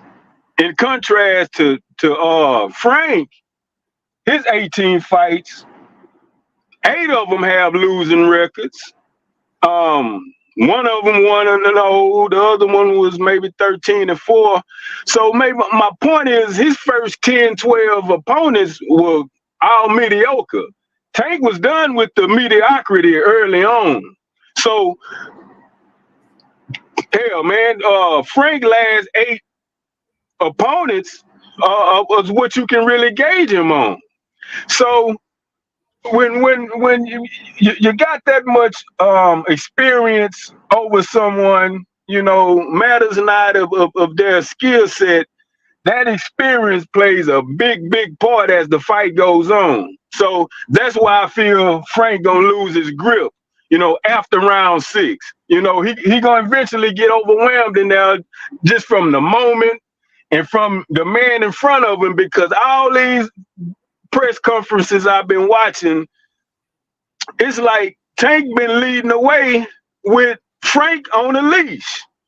You know, whatever Tank say, Frank say. You know, if Tank aggressive, Frank try to respond aggressively. Instead of just being himself, just, man, look, I ain't trying to hear all that. I'm beating your ass with ultra confidence. That's not what I'm getting from Frank. So I do know he's a worthy opponent, and he should be Tank's best test. But of course, I got Gervonta winning tomorrow night, you know, without question, man. So I'm back up in this bitch. I'm gonna go and get back up in these chats. Been missing everybody, man. It was really good therapy to get away from the everyday back and forth juvenile spats that I witnessed grown men and women do in these YouTube boxing chats, you know. So I'm coming back, you know, very fresh minded, you know, very peaceful minded, and I'm gonna really avoid those type of interactions from this point forward, because I've noticed so many of them toxic people that I witnessed before I left they still producing the same toxicity? Nah. So everybody love who you want, represent what you like. But hey, man, I'm staying away from all that drama, dog. I'm just too grown for that back and forth, the same redundant ass chatter every day, the same regurgitated ass talking points. Man, where the grown men and women please stand up in YouTube, please. Other than that, man, I'm gonna get out your way, dog. It's been a minute. Had to come up here and chop it up with your buddy. Well, not buddy, but I know you don't like that buddy stuff. But I mean, no ill will. No, I know. I appreciate I don't like that. I appreciate you remembering that. Yeah, dog. It's all love, man. Salute to everybody in the chat. Hey man, but I ain't gonna lie though, dog. I learned a lot about that drug testing. Like I've learned a lot. Like I learned a lot. Yeah. Good. See, and that dude, right. And the more I learn, the more shady Victor Conte looks. Whoa, the more shady that dude look. More I learn, the more I'm like, you coming off like a straight up fraud. I was hoping he wasn't one. But yeah, man, I appreciate you, brother. So what you think about Bud and Randolph, boy, coming back? Yes, sir. Absolutely. August 3rd. Yeah. Big card August 3rd. My dude Bud is back. He going up. He facing a stiff, a solid, guy in that Madrimov dude. He coming to fight, but Bud has enough to dispatch him as well. We're gonna see how that's gonna work out at 154 with him and Earl both there. I would love for him and Earl to clash next after Earl beat Fundora, and Canelo still hanging on the sidelines playing duck goose with Benavidez and Bud and the Beaver rematch. So August 3rd, it's going to set ways for that 154 division because Earl is back and he looking healthy, and I'm glad he look like he ready for some more smoke. Yeah, because they need that rematch at 154 pronto. So, the quell all the chatter of him coming in looking, not good and incoherent and drained. Let's get them both at 154, both 100%. Let them settle it in the ring, and with whoever Earl pick as his new trainer, I'm sure Earl's still gonna be well prepared, man. Earl a real good dude, man. Yes, sir. Yes, sir. Yeah. He's gonna do. All right, brother. Well, I'll get back with you, man. Thank you, Rick. Have a blessed day. Peace, dog. Yes, sir. Right. Oh, by the way, thank you. Just so you know, man, thank you for the encouragement to lift weights and the diet. Man, let me tell you what happened yesterday. I've been trying to, because I lost a lot of weight, and so, but I did it without lifting. So like my muscle atrophied, right? So I came back and I started lifting. I was like, man, I'm like real weak. So yesterday I went for I've been building it back up. I got back to 245s, dog. But before I did 245s, I was, I'd worked with the 145 and I did like 3 sets of 10 with the 145 and like a 25 on it. Dog, when I put them 2 plates up, I was like, yeah, I'm feeling good. Let me go for these 2 plates. I was like, came down easy. I was like, oh shit. That motherfucker came back. I was like, that motherfucker came back down. I looked at the next. I was like, help. And that motherfucker, yeah, ain't no worries. Lift that shit up. I was like, shit, I got to put my rolls down on that. But hey, man, I love that, dog. I work out with 2 plates every other day, man. 5 sets of 5. Just keep me solid. And whenever you get burnt out like that and can't get it off your chest, and if nobody around, just roll it all down your stomach to your waist. Your body. Yeah. And then have it hit the ground. You just roll it down. Right. Oh, okay. Yeah, you got it.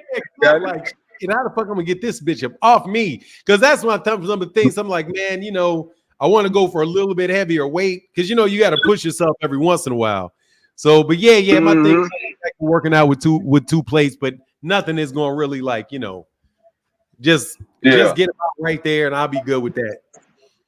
Because I just at our age, huh? No, I was just saying at our age. Yeah, 225. I'm good. I'm good at 225, but man, at our age, it's just more about repetition and just consistency, man. We not in no weightlifting contest. It just keep me solid. It keep me active. I'm steady running and jumping with these 18 to 30-year-olds every Wednesday in that gym. So, dog, hey man, age gracefully as much as you can, people out here, because the food, these beverages, these meats, the hell, even the vegetables and the fruits, all this shit out here that they feeding us is not 100% good. So your immune system, your overall health is gonna take you a long way in this corrupt ass world that we tied up in, y'all. So man, I'm glad you mentioned that, dog. I love that. Yeah. I just want to let you know, bro, because you originally you got me out there talking about the sun. So I was getting out the house in the sun, and I was like, let me up because I got the weight off me. Got the weight off, got a lot of the weight off me. Now I'm trying to get the musculature right, because and then maybe once I'm feeling real good, I get around 200, then I'm gonna go ahead and hit that. Then I'm probably gonna go hit this Muay Thai spot. I'm probably gonna start fucking around Muay Thai. Yeah, because I don't necessarily want to go into a boxing mat. I wouldn't mind going into a boxing gym, but I don't want to get recognized in the boxing gym. You know what I mean? Have people be because it's the boxing. Yeah. So I'm thinking maybe I'll probably go back to martial arts, but maybe Muay Thai, because there's a Muay Thai spot over there. You know what I mean? But anyway, man, I just want to let you know I appreciate that, man. That was, you definitely were a motivation for me to start getting stuff together, brother. I appreciate you.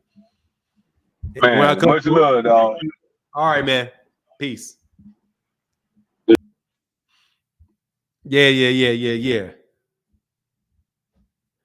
He said, for Nas, I ain't never gonna spar now. I ain't sparring for boxing. I'll spar in Muay Thai. Because you're gonna try to kick me in the leg. You ain't gonna kick me in the fucking head. I'll spar in Muay Thai. I ain't about to spar in no fucking boxing. Because that shit's too many headshots. But yeah. I'll probably get in there. I'll probably start Muay Thai after a little while. Hapkido and Aikido. Yeah. Hapkido and Aikido. But Hapkido is so defensive that I'll probably go to something a little bit more offensive. I respect our people for staying successful, supplying a new platform avenue for success, families giving our young men's medals, belts, achievements, successful lifestyles. Yeah, dude, with the food that we be eating is terrible. I still eat meat, but I get my meat is organic meat. So if it's, and I don't really eat a lot of beef. I just eat chicken. But, it's tough for me to get off meat. But,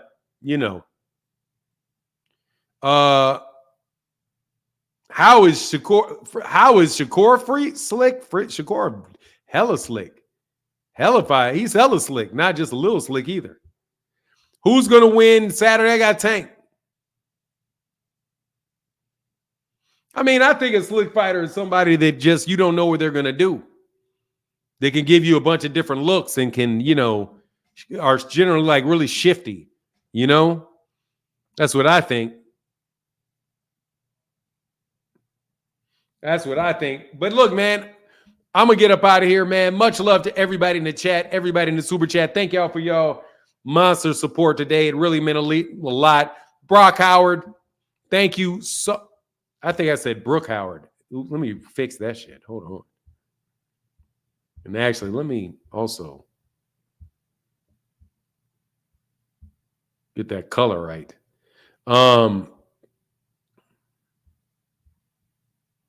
Hey, thank you, Brock. It's not Brooke Howard, it's Brock Howard.